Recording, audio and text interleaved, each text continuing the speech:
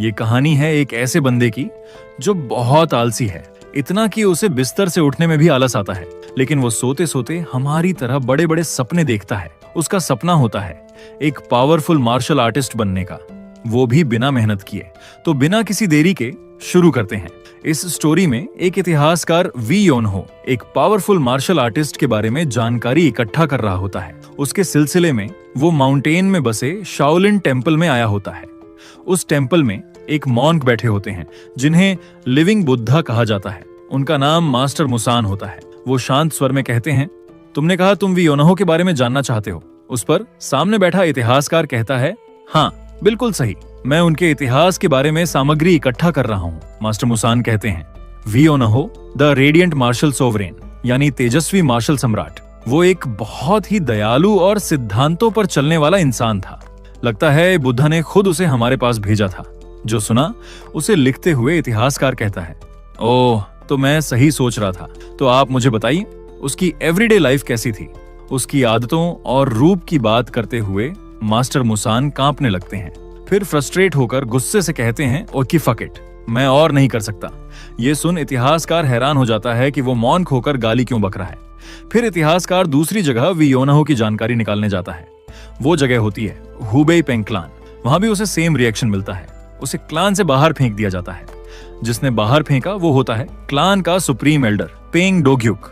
वो उसे गुस्से से चिल्लाकर कहता है, मैं वी योनहो का नाम सुन सुनकर थक गया हूँ। तुम जैसे पागल घटिया लोग यहाँ कैसे आ रहे हैं। फिर आदेश देता है कि सॉल्ट की एक पूरी बैग बिखेर दो, जिससे ऐसे लोग यहाँ फिर से ना आ पाएं। ये सुनकर तो इतिहासकार के होश उड़ जाते हैं। इतिहासकार हमें भागते हुए वी योनहो के बारे में जानकारी देता है। वी योनहो रेडियंट मार्शल सोवरेन यानी तेजस्वी मार्शल सम्राट, एक ऐसी लेजेंडरी फिगर जिसने अराजकता के युग को समाप्त किया।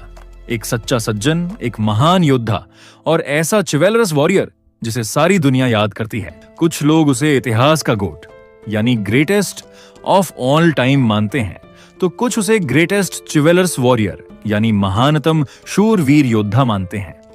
लेकिन फिर भी क्यों सब लोग उसका नाम सुनते ही चुप हो जाते हैं। एक इतिहासकार होने के नाते मेरी जिम्मेदारी है कि मैं इतिहास के छिपे हुए हर पहलू को उजागर करके लोगों के सामने रखूं, और शायद आज मुझे आखिरकार उसकी सच्चाई जानने को मिल जाएगी। तभी वो एक बूढ़े इंसान के पास रुकता है। ये होता है बेगर सेक्ट का डिवाइन मैड डॉग, जो हंसते हुए कहता है, तो तुम्हें शाओलिन और हुबेई के पेंग क्लान से भगा दिया गया। इतिहासकार कहता है, मैंने जैसे ही वी योनहो का नाम लिया उन सबका रिएक्शन लगभग एक जैसा था। मैड डॉग कहता है, बिल्कुल वो वैसे ही रिएक्ट करेंगे। इतिहासकार कहता है, वो ऐसा क्यों। फिर मैड डॉग समझाना शुरू करता है। हमें 100 साल पहले ग्वांगडोंग के वी क्लान का फ्लैशबैक दिखता है और बताया जाता है कि वह सबसे घटिया इंसान था। हम उसे बिस्तर पर लेटा देखते हैं। वह कहता है कि वह सबसे ताकतवर बनना चाहता है, और तब वह सिर्फ 12 साल का था। एक लड़का था जिसने हेवंस के नीचे सबसे महान बनने का सपना देखा था। एक मार्शल क्लान में जन्मे वह योद्धाओं के शौर्य के साथ बड़ा हुआ, इसलिए वह पहले से जानता था कि सबसे ऊपर पहुंचने का सबसे फास्टेस्ट रास्ता कौन सा है, और वह रास्ता था सिर्फ रिलेंटलेस एफर्ट यानी लगातार मेहनत के जरिए।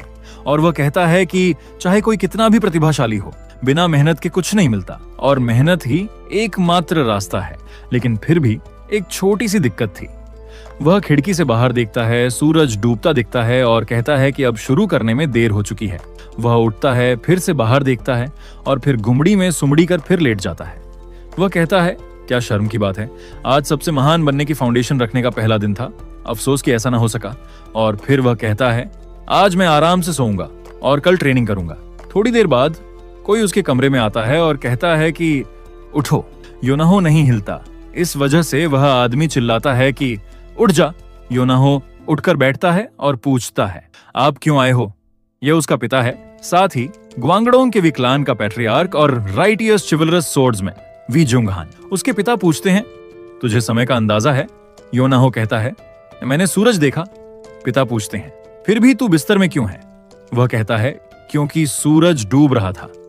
उसका पिता पूछता है, तुझे पता है तू कितने दिन से कमरे में लेटा हुआ है। योनहो कहता है, लगभग 2 या 3 दिन, लेकिन शायद 2। उसके पिता कहते हैं, पूरे 4 दिन हो चुके हैं और तू 4 दिन से कंबल में लिपटा पड़ा है। तेरी पीठ में दर्द नहीं हो रहा क्या। 3 दिन बाद तो भालू भी पलट जाता। योनाहो हंसते हुए कहता है, मैं कभी कभी उठता हूँ, मेरी इतनी चिंता मत करो। ये सुनकर उसके पिता बहुत गुस्सा हो जाते हैं। फिर उन्हें समझाते हुए योनाहो कहता है कि उसने सच में ट्रेनिंग की। उसके पिता पूछते हैं कि कैसी रही? योनाहो कहता है, जैसे ही मैं आंखें खोलता सूरज डूब रहा होता। उसके पिता पूछते हैं, इसका क्या मतलब? फिर योनाहो कहता है, जब सूरज डूबे तो सोना चाहिए ताकि अगली सुबह जल्दी उठकर ट्रेनिंग कर सकें। ये सुनकर उसके पिता उसका बिस्तर पलट देते हैं और चिल्लाते हैं, आज मैं तेरी ये घटिया आदत सुधार के रहूंगा। फिर सीन चेंज होता है। ज्यूंगहान ऑफिस में परेशान बैठे होते हैं। उनका एडमिनिस्ट्रेटर बैंक उनसे पूछता है, क्या फिर से सेकंड यंग मास्टर के बारे में है? ज्यूंगहान कहते हैं, और किसकी बात हो सकती है? बैंक कहता है, चिंता मत करो, वह जल्द समझदार हो जाएगा। ज्यूंगहान सिर पकड़कर कहते हैं, यह सब मेरी गलती है। जब योनाहो 2 साल का था, वह मार्शल ड्यूल यात्रा पर निकल गया। अपनी पत्नी हंसांग, बड़े बेटे सानहो, छोटे बेटे योनाहो और तब उसके पत्नी के पेट में पल रही बेटी सेरेन को छोड़कर जब जा रहा था, तब उसे लगा था कि 2 साल में लौट आएगा, लेकिन कई घटनाओं में फंस गया और वह फाइनली 8 साल बाद लौटा। पूरा क्लान उसका स्वागत करता है और उसे इस यात्रा में राइट्स चिवलर्स स्वॉर्ड्समैन की उपाधि मिली। लेकिन जो उसने खोया वह उससे बड़ा था। जब वह लौटा तब उसकी कभी शांत पत्नी अब शेरनी जैसी हो गई थी। कहती है कि 8 साल बहुत ज्यादा हैं, और उसका प्यारा बेटा, जो उसे लगता था कि वो कोई प्रॉब्लम नहीं होगा, अब आलसी बैल बन चुका था। ज्यूंगहान फिर गहरी सांस छोड़ता है। बैंक कहता है, चिंता मत करो, एक रास्ता जरूर है। ये सुनकर ज्यूंगहान गंभीर होकर कहता है, कौन सा रास्ता? बैंक याद दिलाते हुए कहता है, क्या आप उसे भूल गए? वो जल्द आ रहा है। ज्यूंगहान को उसकी याद आते ही वो खुश हो जाता है। बैंक कहता है, 3 साल बाद वह अकादमी से वापस आ रहा है। ज्यूंगहान हंसता है, कहता है, योनाहो की अब खैर नहीं, क्योंकि एक ही इंसान है जिससे वह सच में डरता है। योनाहो अपने कमरे में होता है, तभी योनाहो को अचानक ठंडी लगती है। वह मुड़कर देखता है और देखता है कि उसका भाई सानहो उसे घूर रहा है। अपने बड़े भाई को देख उसकी फट जाती है। सानहो पूछता है, कितनी देर से तू सो रहा है? बात घुमाते हुए योनाहो कहता है, तुम यहाँ कब आए? सानहो कहता है, तू पहले मेरे सवाल का जवाब दे। इस पर वो अपना सिर खुजाने लगता है। सानहो उसे गुस्से से घूरता है। उसकी आंखें देखकर वो फटाक से बोलने लगता है, ऐसा नहीं है जैसा वह सोच रहा है। मैं सुबह बहुत ट्रेनिंग की और उसे थक गया, इसलिए बस झपकी ले रहा था। और मन में कहता है, साला ये कब आ टपका? सानहो पूछता है, तूने सच में ट्रेनिंग की? योनाहो कहता है, हाँ। उसका भाई कहता है, उस मोमबत्ती को तलवार से काट कर दिखाओ ताकि मुझे पता चले कि 3 साल में कितना सुधार हुआ है। योनाहो बेड से उठता है, तलवार पकड़ता है। फिर सानहो कहता है, शुरू करो। योनाहो बहाना बनाते हुए कहता है, हम घर के अंदर हैं और ये खतरनाक हो सकता है। लेकिन सानहो थोड़ा गुस्सा होकर कहता है, वह सब देख लेगा, बस तूने क्या सीखा है वो दिखा मुझे जल्दी। योनाहो कहता है, ठीक है, और मन में बोलता है, आज तो मेरे एल लगने वाले हैं, चलो जो होगा वो देखा जाएगा। वह तलवार घुमाता है और उसे सामने तानता है। वह रुकता है, फिर तेजी से दौड़ता है और कई तलवार तकनीकें करता है। उसका भाई हैरान होता है जब योनाहो सोअरिंग ड्रैगन नाम की तकनीक करता है। वह तलवार के साथ घूमता है और काफी दूर जाकर रुकता है। वह पलटकर मोमबत्ती की तरफ देखता है, लेकिन मोमबत्ती को कुछ भी नहीं हुआ होता। ये देखकर योनाहो कहता है, मेरे तो लग गए। सानहो ये तमाशा देखकर ठंडे लहजे में कहता है, 3 साल गुजर गए। 3 साल बहुत होते हैं एक स्वॉर्ड टेक्निक को मास्टर करने के लिए और अगले लेवल में जाने के लिए, लेकिन तू तो 3 साल पहले जैसा था उससे भी बेकार हो गया है। और वहां से चला जाता है। रात को डिनर के समय पूरी फैमिली एक साथ बैठी होती है। योनाहो भाई को देख मन में बोलता है कि आज तो खाना पचने नहीं वाला। ज्यूंगहान पूछता है, अकादमी कैसी रही? सानहो कहता है, ठीक थी। उसके पिता पूछते हैं, कोई परेशानी तो नहीं हुई? उस पर वह कहता है, अगर कोई कठिनाई ना हो तो वह ट्रेनिंग कैसी? और मैं मानता हूं कि चुनौतियां जरूरी हैं। ज्यूंगहान गर्व से कहता है, तुमने बहुत सहा है। लेकिन सानहो कहता है, मुझसे ज्यादा आपने सहा है पिताजी। ज्यूंगहान पूछता है, कोई और बात? सानहो अपनी चॉपस्टिक नीचे रख देता है और कहता है कि उसे योनाहो की बात करनी है। ये सुन सब चिंतित दिखते हैं और योनाहो सोचता है, मैंने क्या किया? और उसे पता चल जाता है कि कुछ तो बुरा होने वाला है। सानहो कहता है, मैं उसे अपनी मार्शल अकादमी में ले जा रहा हूँ। ये सुन योनाहो के होश उड़ जाते हैं। मैड डॉग कहानी सुनाते हुए कहता है, इसी वजह से मास्टर मुसान और पेंगडोग्युक सिर्फ वी योनाहो का नाम सुनकर दांत पीसते हैं। फिर से कहानी की तरफ आते हुए कहता है, यहीं से उसकी ग्रेट हिस्ट्री की शुरुआत हुई और किसी ने सोचा नहीं होगा कि वही आलसी लड़का एक दिन पूरी दुनिया को हिला के रख देगा। और फिर से योनाहो पर आते हैं, जो अपने भाई के साथ मार्शल अकादमी जा रहा होता है। वे घर से अभी अभी निकले थे। तभी योनाहो अपने भाई से कहता है, मैं थक गया हूँ, चलो आराम करते हैं। येओन्हो को जबरदस्ती एकेडमी के लिए जाना पड़ता है। जाते वक्त येओन्हो पीछे मुड़कर अपने परिवार की तरफ देखता है। उसकी छोटी बहन सुर्योन रो रो कर उसे जाने से मना कर रही होती है। उसके पिता उसे कहते हैं एक तगड़ा मर्द बनकर लौटना। उसकी माँ बस यही कहती है कि वह अपना ध्यान रखे और सुखरूप घर पहुँचे। वे जानते थे कि वे उसे रोक नहीं सकते, भले ही उसे जाते देख थोड़ा दुख हो रहा था। येओन्हो छोटी बहन को रोने से मना करता है और कहता है कि वह जल्दी वापस आएगा। वह हाथ हिलाकर विदा लेता है, जबकि उसका पिता हंस रहा होता है। इस पर संग कहती है हंसना बंद करो। जैसे ही वे यात्रा पर निकलते हैं, सन्हो के लिए तो ये यात्रा काफी आसान होती है, लेकिन इसके उलट येओन्हो तो थक कर चूर चूर हो चुका होता है। वह पूछता है कि क्या वे लगभग पहुंच गए हैं। उस पर सन्हो कहता है कि अभी सिर्फ 10 दिन बाकी हैं। ये सुन येओन्हो हैरान होकर कहता है क्या पूरे 10 दिन? सन्हो शांत स्वर में कहता है कि अगर उसे घुड़सवारी आती होती तो वे 5 दिन में पहुंच जाते। येओन्हो चिल्लाकर कहता है कि उसने पहले ही बता दिया था कि उसने कभी घोड़े की सवारी नहीं की है। सन्हो कहता है तूने कभी घुड़सवारी सीखने का ट्राई भी नहीं किया। येओन्हो कहता है लेकिन अब तो सवारी कर रहा हूँ ना। इस पर उसका भाई कहता है कि वह उसे दोष नहीं दे रहा, बस उसके सवाल का जवाब दे रहा है। येओन्हो कहता है कि हमें आराम करना चाहिए और पूछता है क्या तुझे पता है कि पहाड़ी कितनी खड़ी है, कितना दर्द होता है, लगता है मेरी पीठ टूट जाएगी और पिछवाड़ा फट जाएगा। फिर वो मैदान में एक पेड़ की ओर इशारा करता है और कहता है कि वो लोग भी आराम कर रहे हैं। सन्हो देखता है और उसे तुरंत एहसास होता है कि वे बस सो नहीं रहे हैं। वह घोड़े से उतर जाता है।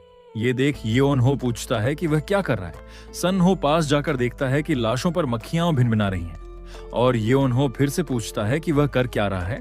उस पर सन्हो कहता है कि हम बहुत देर से पहुंचे हैं क्योंकि ये सभी लोग मर चुके हैं। ये सुन येओन्हो चिल्लाने लगता है। सन्हो उसे कहता है ये देख। वह एक आदमी के कपड़े हटाता है और उसकी छाती पर फूल के आकार का घाव दिखाता है। सन्हो कहता है कि इस मार्शल आर्ट को प्लकिंग फ्लावर पाम कहा जाता है। येओन्हो पूछता है कि ये कैसा नाम है। सन्हो कहता है कि इसे पहले क्रिम्सन फ्लावर पाम कहा जाता था, लेकिन इस मार्शल आर्ट का वेस्टर्न प्रोविंस के यिन डीमन यानी एक बलात्कारी ने इसका दुरुपयोग कर बहुत सारे बुरे काम करता रहा, इसलिए इसका नाम बदलकर प्लकिंग फ्लावर पाल्म रख दिया गया। येओन्हो पूछता है क्या वह कह रहा है कि आसपास कहीं एक बलात्कारी घूम रहा है। सन्हो कहता है कि वह यिन डीमन पहाड़ पर चढ़ती महिलाओं को निशाना बनाता है और ये लाशें इस बात का संकेत हैं कि उसने किसी महिला को पाने की कोशिश में इन लोगों पर घात लगाकर हमला किया होगा। मतलब यहीं आसपास कहीं ना कोई महिला खतरे में है। वह जमीन से उड़कर अपने भाई से कहता है तुम यहीं रुको, मैं वापस आता हूँ, और वह सुपरमैन की तरह उड़ जाता है। अपने बड़े भाई को जाते देख वह जोर से चिल्लाता है तुम मुझसे कह रहे हो कि मैं इन बदबूदार लाशों के बीच रहकर इस प्लेस को गार्ड करूं? फिर जोर से भैया कहता है, लेकिन तब तक सन्हो बहुत दूर जा चुका होता है। जब उसे पता चल जाता है कि चिल्लाने का कोई फायदा नहीं, फिर बगल में देखकर बुरा सा मुंह बनाता है क्योंकि उसके पास अब 2 घोड़े हैं और सड़ती हुई लाशें हैं जो बदबू मार रही होती हैं, और वह कहता है मैं बुरी तरह फंस गया हूँ। उसे अपने भाई का इंतजार करते करते रात हो जाती है। इस वजह से वह चिल्लाकर कहता है झूठे, अब तक लौटे क्यों नहीं? अगर ऐसा ही होना था तो मुझे भी साथ ले जाते। फिर सोचता है क्या हुआ होगा, अगर कुछ ना हुआ होता तो वो अब तक लौट आता। तभी उसे कुछ जंगली जानवरों की आवाज सुनाई देती है। इस वजह से घोड़े को पकड़कर वह सोचता है कि अगर वह ऐसे ही खड़ा रहा तो किसी बाघ का शिकार बन जाएगा। तभी उसके पीछे बिजली चमकती है, इससे वो डर जाता है और जोरदार बारिश शुरू हो जाती है। उससे वह भीग जाता है। फिर वह ऊपर आसमान में देखकर कहता है अब वह सच में फंस गया है। फिर उसकी चीख सुनाई देती है और हम देखते हैं कि वह घोड़ों को धक्का मार रहा होता है क्योंकि उसे घोड़ों को चलाना आता ही नहीं। वह कहता है मैं अब क्या करूं? वह दोनों लाशों को घोड़ों पर लादकर पहाड़ी पर चढ़ा रहा है। कहता है कि उन्हें ऐसे ही नहीं छोड़ सकता क्योंकि वे जंगली जानवरों का शिकार बन सकती हैं।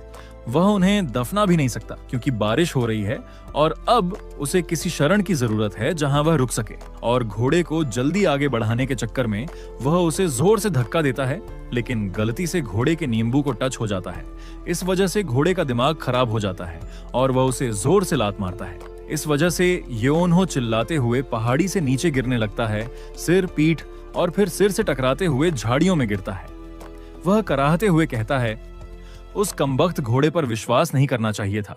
लेकिन जब वह चारों ओर देखता है तो उसे पता चलता है कि वह एक गुफा में है और यहाँ बारिश नहीं हो रही। वह खुशी से चिल्लाता है।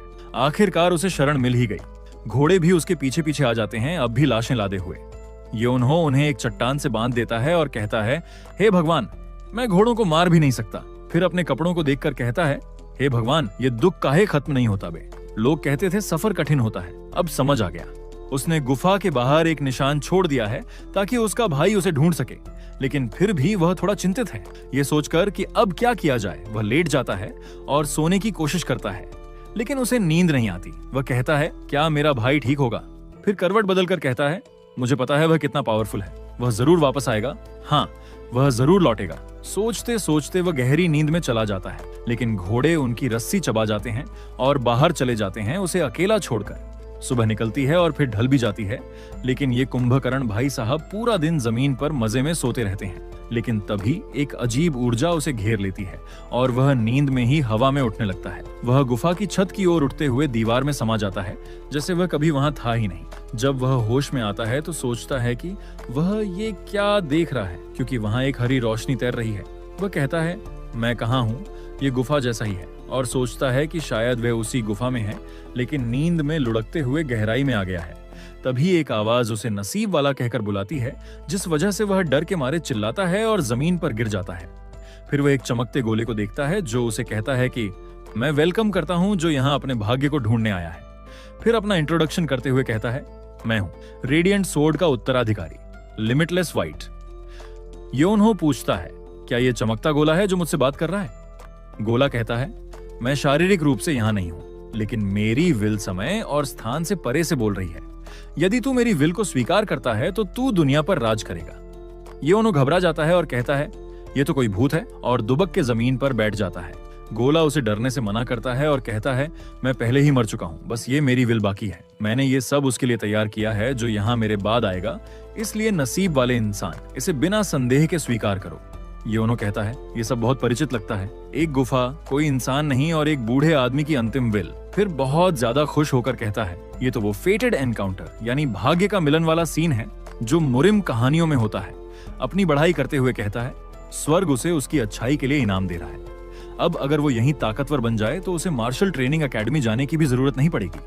तभी वो गोला उसे बताता है, समय नहीं है उत्तराधिकारी, मेरी स्वॉर्ड को अपनाओ और दुनिया में न्याय बहाल करो। मैं तुम्हें अपनी रेडिएंट स्वॉर्ड स्टाइल सौंपता हूँ, अब निरंतर अभ्यास करो और अपनी कला को निखारो। योनो बस उनकी हर बात पर हाँ करता जा रहा होता है। गोला कहता है, अगर तुम्हारी रगों में मेरा खून है तो तुम्हारा टैलेंट भी शानदार होगा। अगर तुम यहाँ 30 साल तक अभ्यास करो, इससे तुम मेरी शक्ति का थोड़ा अंश भी दोहरा सकोगे। ये सुन योनहो के सपने चकनाचूर हो जाते हैं। वो मुंह फुलाकर पूछता है, क्या उसने सही सुना? क्या वाकई 30 साल? गोला कहता है, हाँ बस 30 साल ही तो हैं। योनो कहता है, 1 मिनट रुको, मुझे नहीं लगता कि मैं वही नसीब वाला हूँ, कृपया किसी दूसरे बंदे को ढूंढो। गोला 1 सेकंड के लिए चुप हो जाता है, फिर चिल्लाते हुए पूछता है कि उसका क्या मतलब है। योनो हंसते हुए कहता है कि वो इससे बेहतर है कि वो इसे छोड़ दे, बजाय 30 साल यहीं रहकर ट्रेन करे। मैड डॉग इतिहासकार को कहानी सुनाते हुए कहता है, तुझे पता है ये मुलाकात अपने आप में वी योनहो के लिए एक चमत्कारिक तोहफा थी। ये वही इंसिडेंट था जिसने आलसी योनहो को इनविंसिबल अजेय बना दिया। योनहो उस गोले को कहता है कि ठीक है फिर मैं चलता हूँ, और वहां से कल्टी मारने लगता है। तभी गोला चिल्लाता है कि रुको। इससे योनहो रुककर पीछे मुड़ता है और देखता है कि एक बूढ़ा आदमी आकार ले रहा है। वो बूढ़ा कहता है कि 1 सेकंड रुको, ये कोई और नहीं लिमिटलेस विहाइट होता है। योनहो उसे देखता है और कहता है कि मुझे पता था कि तू एक स्कैमर है। इस पर लिमिटलेस विहाइट हैरान होकर कहता है, क्या कहा? तुम्हारी इतनी हिम्मत कि मुझे नीचा दिखाओ? उस पर योनो कहता है, तुमने किसी महान व्यक्ति की तरह दिखावा किया, लेकिन जब वो काम नहीं आया तो असली चेहरा दिखा दिया। फिर लिमिटलेस विहाइट कहता है, मैं दिखावा नहीं कर रहा, मैं वास्तव में एक ऐसी विल हूं जिसने अपना फिजिकल बॉडी त्याग दिया है। इस पर योनहो थोड़ी देर चुप हो जाता है, फिर कहता है, एक विल जिसने भौतिक शरीर त्याग दिया। फिर वो चिल्लाते हुए उसके सिर पर मुक्का मारता है, लेकिन वो मुक्का उसे हिट करने की बजाय उसके शरीर से आर पार चला जाता है, जिससे योनहो गिर जाता है। उसकी हरकतें देख लिमिटलेस विहाइट कहता है, तू कर क्या रहा है? लेकिन योनहो की अभी जो हुआ उससे फट चुकी होती है। वो डर कर चिल्लाने लगता है, भूत? क्या तू सच में भूत है? इस पर लिमिटलेस विहाइट कहता है, नहीं मैं कोई भूत नहीं हूं। ये एक टेक्निक है जिसे ट्रांसमिग्रेशन ऑफ विल कहते हैं, जो केवल वे मार्शल आर्टिस्ट कर सकते हैं जिन्होंने एक्सट्रीमली हाई रियल्म प्राप्त की हो। इस पर योनहो कहता है, सिंपली कह दो कि तू भूत है। इस पर वो गुस्से होकर कहते हैं, एक बार कहना कि मैं भूत नहीं हूं। अब फिर से वर्तमान में मैड डॉग कहता है, और इस तरह वी योनहो अपने गुरु से मिला। इतिहासकार पूछता है, ट्रांसमिग्रेशन ऑफ विल, क्या तुम कह रहे हो कि वो सच में एग्जिस्ट करती है? फिर मैड डॉग कहता है, ये एक तकनीक है जो केवल अत्यंत हाई रियल्म के मार्शल आर्ट योद्धा ही कर सकते हैं। फिर इतिहासकार कहता है, तो फिर वह योद्धा कौन है जो ऐसी शक्ति का प्रयोग कर सकता है? फिर मैड डॉग कहता है, वो वही है। क्या तुम स्वॉर्ड एम्परर को जानते हो? उस पर इतिहासकार कहता है, ऑफ कोर्स मैं जानता हूं। कहा जाता है कि वो अब तक का सबसे महान योद्धा है। क्या वो वही व्यक्ति नहीं है जो मायरियट स्वॉर्डबैक क्लैन का सबसे महान योद्धा था, जिसका नाम मार्शल दुनिया के इतिहास में हमेशा रहेगा? फिर मैड डॉग कहता है, हाँ, वही back Mohan, do radiant sword, वो व्यक्ति जिसे बाद में स्वॉर्ड एम्परर कहा गया, वही रेडिएंट मार्शल सोवरेन वी एओनहो का मास्टर था। इस पर इतिहासकार चौंकते हुए कहता है, सर सच में? लेकिन वो तो 300 साल पहले हुआ करते थे। फिर मैड डॉग कहता है, बिल्कुल सही, वो एक बीते युग की महान शख्सियत थे। फिर भी ये एक सच्चाई है कि वो वी एओनहो से मिले थे। फिर इतिहासकार कहता है, ये सच में अद्भुत है। तो क्या फिर एओनहो ने तुरंत उन्हें अपना शिष्य बनाने को कहा होगा? इस पर मैड डॉग कहता है, वी एओनहो ऐसा करेगा? बिल्कुल नहीं। तलवार सम्राट, जिसने देखा कि 300 सालों में कोई उत्तराधिकारी नहीं आया, किसी भी हालत में उसे एक शिष्य बनाना ही था। फिर से हम लिमिटलेस वाइट यानी मुहान को देखते हैं, और अब से हम इन्हें मुहान ही कहेंगे। मुहान चिल्लाकर कहते हैं, तुम्हें मेरा शिष्य बनना ही होगा। इस पर एओनहो फुल एटीट्यूड में अपने हाथ पीछे रखकर कहता है, अरे तुम इतने गुस्से में क्यों आ रहे हो? मैं तो बैक क्लैन का सदस्य भी नहीं हूं। मैं तो वैसे भी नहीं सीखना चाहता। मैं जा रहा हूं। फिर मुहान गुस्से से कहते हैं, तुम्हें लगता है मैं तुम्हें इतनी आसानी से जाने दूंगा? और वो अपना हाथ फैलाकर अपनी पावर से एओनहो के सामने एक बड़ी पत्थर की दीवार खड़ी करके केव बंद कर देते हैं, जिससे एओनहो हैरान हो जाता है। इस पर मुहान हंसते हुए कहते हैं, देख रहे हो, ये एक पत्थर का दरवाजा है, 3.3 मीटर मोटा। तुम्हारी अभी की ताकत से इसे उठाना या तोड़ना तो दूर की बात है, तुम इसका सपना भी नहीं देख सकते। फिर उसके पास आकर कहते हैं, लेकिन जानते हो, अगर तुम मेरी मार्शल आर्ट सीख लो तो इस पत्थर के दरवाजे को कागज की तरह काट सकते हो। इस पर एओनहो थोड़ी देर चुप रहता है, फिर कहता है, अब कोई चारा नहीं, और वो अपने कपड़े से कुछ निकालने लगता है। इस पर मुहान कहता है, मैं कह रहा हूं, तुम्हारी अभी की ताकत से तुम इस दरवाजे को काट नहीं सकते। और हम देखते हैं कि एओनहो उस दरवाजे को अपनी तलवार से खुरचने लगता है। इसकी ये हरकत देख मुहान पूछते हैं, तू कर क्या रहा है? फिर एओनहो कहता है, तुम्हें दिख नहीं रहा, मैं एक सुरंग बना रहा हूँ, चाहे कितना भी कठोर हो, ये सिर्फ पत्थर है। अगर मैं इसे मेटल से रगड़ता रहूं तो ये थोड़ा थोड़ा घिसेगा। 1-2 साल में शायद मैं इसे तोड़ ही दूं। इस पर मुहान थोड़े गुस्से से कहते हैं, तुम कह रहे हो कि तुम ये 1-2 साल तक करते रहोगे?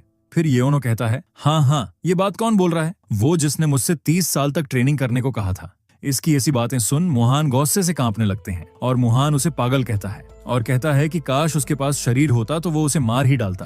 फिर एओनहो के पास जाकर उसे कन्विंस करने की कोशिश में कहते हैं, ऐसा मत करो, बस एक बार मुझसे सीख कर देखो, मैं वादा करता हूँ तुम्हें निराश नहीं करूंगा। एओनहो उसकी तरफ बिना देखे ही कहता है, मुझे कोई इंटरेस्ट नहीं है। ये सुन मुहान अपना गुस्सा दबाते हुए उसके दूसरी तरफ आकर कहते हैं, ठीक है, चलो, मैं किसी भी तरह तुम्हें 20 साल में बाहर निकलने लायक बना दूंगा।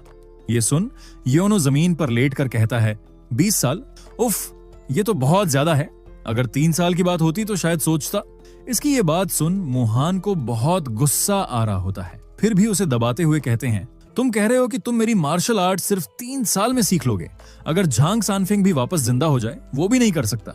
ये सुन एओनहो उठकर कहता है, फिर हमारी बात नहीं बन सकती, और वो फिर से अपना सुरंग बनाने का काम शुरू कर देता है। इसे फिर से नकारता देख और उसके खोदने की आवाज से मुहान बहुत गुस्से हो गए होते हैं। वो बस गालियां ही बकने वाले होते हैं, लेकिन कंट्रोल कर कहते हैं, 5 साल, हाँ 5 साल, किसी भी हालत में मैं तुम्हें 5 साल में हेवेन के नीचे सर्वश्रेष्ठ बना दूंगा। ये सुन एओनहो उन्हें देख सोचने लगता है, 5 साल, हेवेन के नीचे ग्रेटेस्ट मार्शल आर्टिस्ट, ऐसी स्पष्ट अवस्था में विल का यूं जीवित रहना, मैंने कभी ऐसा कहीं सुना नहीं। शायद ये कभी आगे बढ़ा ही नहीं। इसकी आधी बातें जो वो कह रहा है वो सच हो भी सकती हैं। तो क्या वो सच में हेवन के नीचे का ग्रेटेस्ट मास्टर है? चलो जो भी हो, 5 साल ज्यादा नहीं है। हाँ, मैं भी इस मौके का इस्तेमाल कर एक मास्टर बनूंगा। फिर अपनी तलवार जमीन में गाड़कर कहता है, ठीक है, मैं सीखूंगा। हम प्रेजेंट में आते हैं। मैड डॉग कहता है, ऑफ कोर्स उस समय वी एओनहो को बिल्कुल अंदाजा नहीं था कि वो व्यक्ति ही स्वॉर्ड एम्परर था, लेकिन स्वॉर्ड एम्परर के लिए भी दुर्भाग्य की बात थी कि उसे अपने जीवन के अंत में जो शिष्य मिला वो वी एओनहो था। फिर से हम एओनहो की तरफ आते हैं, जो लार टपकाते हुए सो रहा होता है, और मुहान उसे गाली देते हुए उठने को कहता है। और जब एओनहो उठता है तो पूछता है कि उसे क्यों जगा रहा है। फिर कहता है, मैं तो कम नींद से मर रहा हूं, क्या तुम कभी सोते नहीं? सही, तुम तो पहले ही मर चुके हो, लेकिन मैं तो इंसान हूं, समझे? क्या तुम नहीं जानते कि इंसानों को नींद की जरूरत होती है? ऐसी बातें सुन मुहान का दिमाग गुस्से से फटने लगता है। फिर गुस्से को दबाकर कहता है, ठीक है, माफ कर दो। ठीक है, तो चलो अब ट्रेनिंग शुरू करते हैं। और बैक मुहान हेवन को कोसता है, क्योंकि जीवन के अंतिम वर्षों में जो घटिया शिष्य उन्होंने लिया था वो एक बेहद आलसी निकला। उस पर योनहो बासी लेते हुए कहता है, जैसे ही उठो ट्रेनिंग शुरू। सच में योनहो के लिए पूरा दिन सोना आम बात है, और जब ट्रेनिंग के लिए कहा जाए तो थोड़ी सी करके छोड़ देता था। इस वजह से मुहान उसे चिल्लाते हुए कहता है, इस रफ्तार से 5 साल नहीं 50 साल भी कम पड़ेंगे और फिर भी कुछ नहीं होगा। इस पर योनहो कहता है, क्या इसे सीखने का कोई आसान तरीका नहीं है? फिर मुहान कहता है, ये पहले से ही काफी आसान है। इस पर योनहो उसे तंज कसते हुए कहता है, उफ, इसीलिए तो कहते हैं कि एक सक्षम गुरु को पहले ही ढूंढ लेना चाहिए। इन शब्दों की गूंज मुहान के दिल में बजने लगती है। इस वजह से मुहान गुस्से से आग बबूला हो गया होता है। उसके हाथ पर गुस्से से नसें बाहर आ चुकी होती हैं। वे मन में कहते हैं, काश ये बोल नहीं सकता, शायद उतना परेशान न करता। इसके हर शब्द से मेरा खून खौल जाता है। अगर उसकी फिजिकल बॉडी होती तो अब तक क्यूई डेविएशन और गुस्से से फटी नसों से गिर चुका होता। और योनहो को कहते हैं, सच में माफी चाहता हूं कि मैं अच्छा टीचर नहीं निकला। और फिर मन में कहते हैं, मैं किस तरह की महिमा की इससे उम्मीद कर रहा था। मैं कौन सी मार्शल आर्ट्स इससे पासिंग ऑन करने की सोचने वाला था। क्या मैं सच में सिर्फ ये सब देखने के लिए अपनी विल पीछे छोड़ गया था? काश मेरे पास अब भी शरीर होता तो इसे पीट पीट कर सिखा देता। और हम देखते हैं योनहो ट्रेनिंग के वक्त में इधर चला, मैं उधर चला, करम मस्ती कर रहा होता है। तभी वो कहता है, वैसे गुरुजी, आपने उस समय वो कैसे किया? फिर मुहान कहते हैं, उस समय? उन्हें याद दिलाते हुए योनहो कहता है, आपने वो विशाल पत्थर का दरवाजा गिरा दिया था, याद है? क्या आप उसी शक्ति से मेरा शरीर कंट्रोल कर मुझे मार्शल आर्ट्स नहीं सिखा सकते? इस पर मुहान कहते हैं, वो तो एक तंत्र था जिसे मैंने पहले से सेट कर रखा था। फिर योनहो कहता है, कोई बिना शरीर वाला व्यक्ति भला ऐसा कैसे कर सकता है? फिर मुहान कहते हैं, उसका शरीर होने से कोई मतलब नहीं है। मैंने तो बस उस रस्सी को क्यूई से खींचा था, दूर से वस्तु पकड़ने की तकनीक से। लेकिन तभी ये कहते हुए उन्हें कुछ याद आता है और पागलों की तरह हंसते हुए कहते हैं, क्यों, मैंने ये सोचा ही नहीं। ये देख, योनहो कहता है, क्या इस बूढ़े के साथ क्या गड़बड़ है? आप पागल हो गए हैं क्या सर? फिर भी मुहान हंसकर अपने आप से ही बड़बड़ा रहे होते हैं। वो कहते हैं, मैं तो इस सोच में अटका था कि मेरे पास शरीर नहीं है, या शायद 300 साल तक अपनी इच्छा को बनाए रखना अधूरा छोड़ गया। किसी भी हालत में शुक्रिया, तुम्हारी वजह से मुझे एक बड़ा रियलाइजेशन हुआ है। ये सुन योनहो कहता है, सर आप अपने आप से क्यों बड़बड़ा रहे हैं? लेकिन तभी उसके एकदम मुंह के बगल से कुछ तो चला जाता है, इसलिए वो पीछे पलटता है और देखता है कि एक पत्थर दीवार में घुसा हुआ है। और हम देखते हैं मुहान ने अपनी एनर्जी से एक और पत्थर का गोला तैयार किया होता है और कहते, तुम्हारी वजह से मुझे एहसास हुआ, भले ही मेरे पास भौतिक शरीर ना हो, मैं अब भी कभी भी एक पत्थर हिला सकता हूँ। ये सुनकर तो योनहो की हालत खराब हो जाती है। उसे और बड़ा झटका देते हुए मुहान कहते हैं, तो मैं सिर्फ एक पत्थर ही नहीं हिला सकता। और हम देखते हैं उन्होंने बहुत सारे स्टोन अपनी एनर्जी से उठाए होते हैं। आगे कहते हैं, तो मैं यही करूंगा। ये देख, योनहो चिल्लाता है, रुको बूढ़े, नहीं मास्टर मास्टर। लेकिन मुहान वो पत्थर उस पर फेंक देते हैं। हम केव के बाहर से देखते हैं कि योनहो की चिल्लाने की आवाजें बाहर आ रही होती हैं। और उस दिन के बाद से बैक मुहान और वी योनहो की ट्रेनिंग दिन रात चलती रही। दिन में वो बिना एक पल रुके तलवार का अभ्यास करता, शाम को वो तलवार तकनीकें आपस में साझा करते, यहाँ तक कि सोते हुए भी बैक मुहान की तकनीक dream training divine martial art से वो सीखता रहा। और हम देखते हैं योनहो सोया होता है, लेकिन उसे अपने सपने में भी ट्रेनिंग करनी पड़ रही होती है। मुहान कहते हैं, स्वॉर्ड के साथ एक हो जाओ और स्वॉर्ड की तरह जीवन जियो। उसकी ट्रेनिंग में डील देने का कोई भी पल नहीं था। और हम देखते हैं मुहान ने जो स्टोन फेंके होते हैं उन्हें वो अपनी स्वॉर्ड से बिना हिले ही बीच में से काट डालता है। ये देख, मुहान योनहो को गर्व से देख रहे होते हैं। और ठीक ऐसे ही 5 साल पलक झपकते बीत गए और हम देखते हैं योनहो अपने सिर्फ एक हाथ से उस केव के डोर को उठाता है और फाइनली बाहर जाता है। और जब वो लौटा तो ऊपर आकाश की ओर देखा और अब वक्त था दुनिया को दिखाने का कि वो कौन बन चुका है। जब वह केव से बाहर आता है उससे एक दिन पहले का सीन देखते हैं। योनहो सोया होता है और उसे जगाते हुए मुहान आवाज देते हैं। फिर योनहो नींद में ही कहता है, बस 5 मिनट और। लेकिन मुहान फिर से आवाज देते हैं। इससे वह उठ जाता है और कहता है, हे भगवान, मैंने कहा बस थोड़ा और। क्या तुम मुझ पर विश्वास नहीं करते? और उसे मास्टर को देखकर अलग सा फील होता है। फिर मुहान कहते हैं, इधर आओ बच्चे। फिर योनहो कहता है, अब क्या है? इसके बाद मुहान कहते हैं, मैंने अपना पूरा जीवन मार्शल आर्ट्स को समर्पित कर दिया। मेरी एकमात्र इच्छा इसकी अल्टीमेट पीक तक पहुंचना थी, इसलिए मैंने खुद को किसी और चीज में नहीं डाला। सिर्फ मार्शल आर्ट्स के पीछे भागते भागते मैं एक चिड़चिड़ा बूढ़ा बन गया। अंततः अपनी ही क्लैन द्वारा छोड़ दिया गया। इनकी ये बातें सुन योन हो मन में कहता है, उन्हें आज क्या हो गया है, वो हर रोज जैसा व्यवहार नहीं कर रहे। मुहान अपनी बात कंटिन्यू करते हुए कहते हैं, जब मैं पीछे मुड़कर देखता हूं तो ये पूरी तरह समझ में आता है कि उन्होंने कभी मेरी तलाश क्यों नहीं की।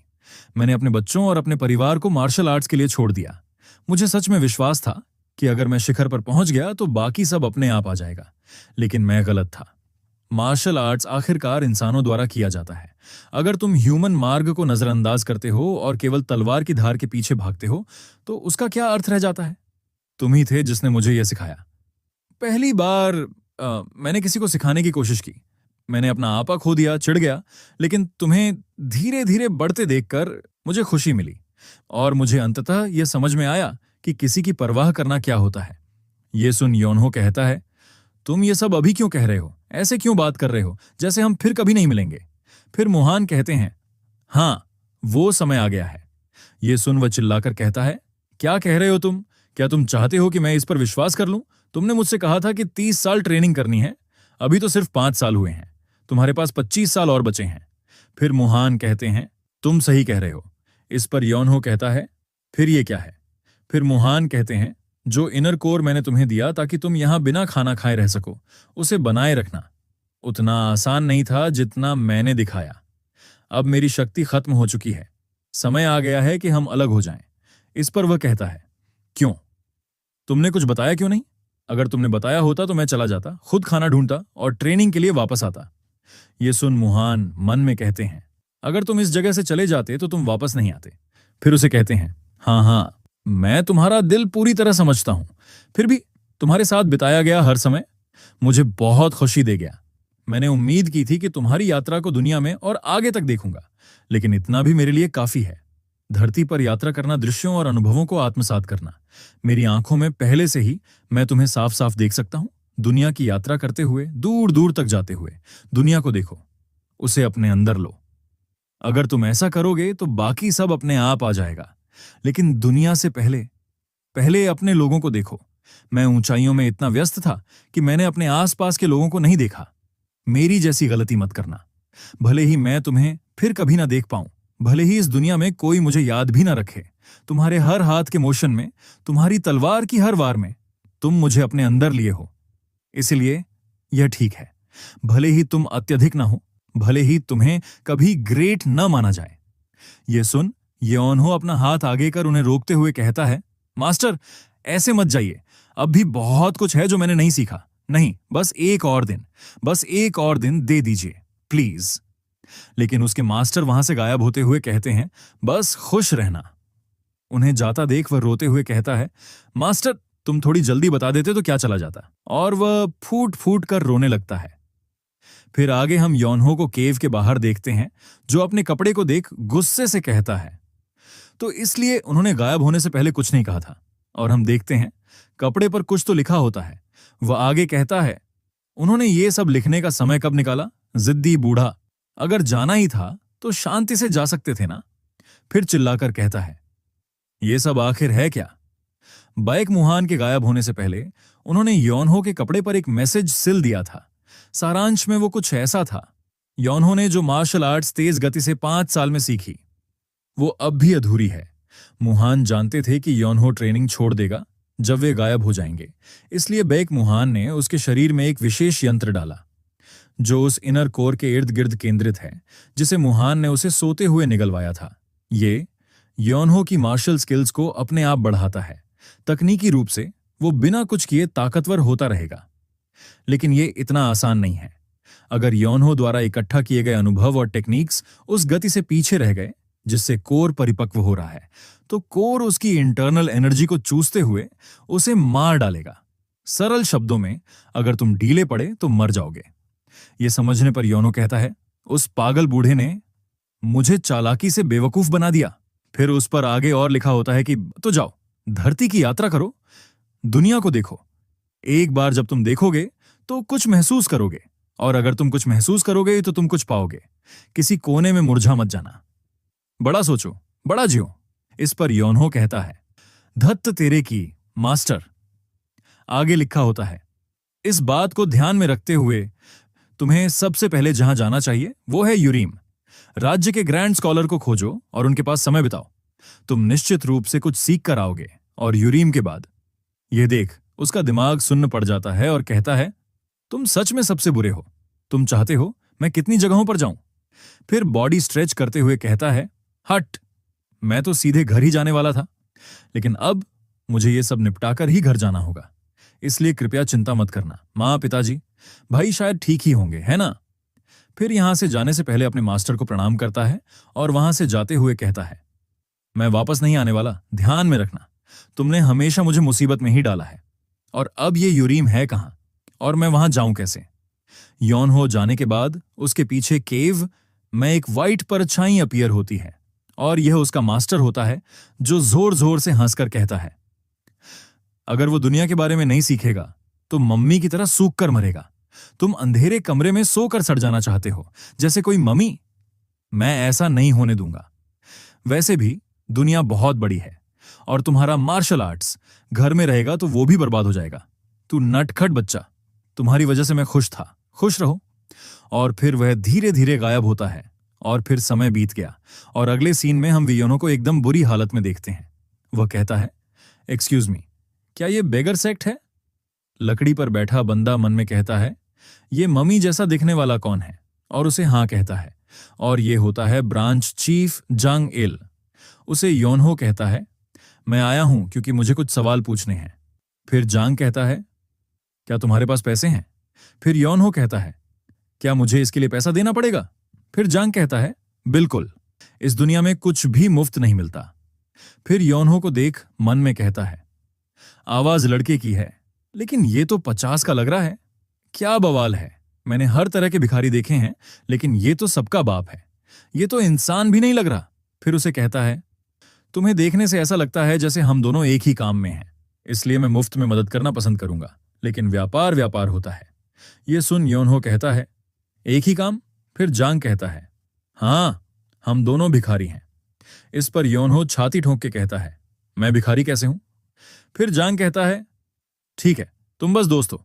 फिर आगे कहता है, वैसे भी पैसे नहीं तो जानकारी नहीं, दफा हो जाओ, जाकर कुछ पैसे जोड़ो या कुछ करो।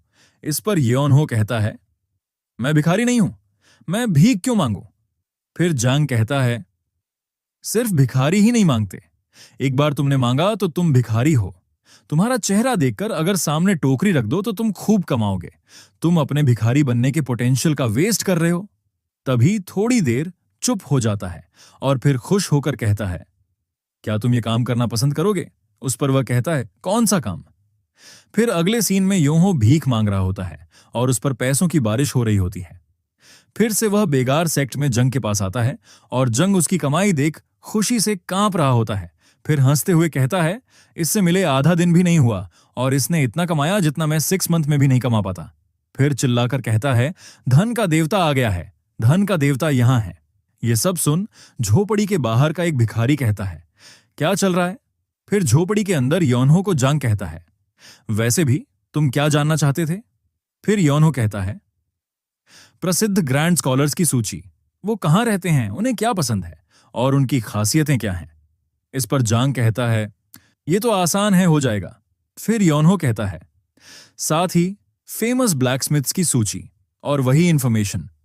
फिर जांग कहता है, ठीक है, ये भी कर सकता हूं। फिर आगे कहता है, वादा वादा होता है, मैं कर दूंगा, 1 हफ्ते में वापस आना। लेकिन योनहो वहीं लेटकर कहता है, मेरे पास और कहीं जाने की जगह नहीं है, कोई काम भी नहीं, तो मैं इसी शहर में रहूंगा। इस पर जांग मान जाता है, लेकिन बाद में जांगिल को इसका पछतावा हुआ।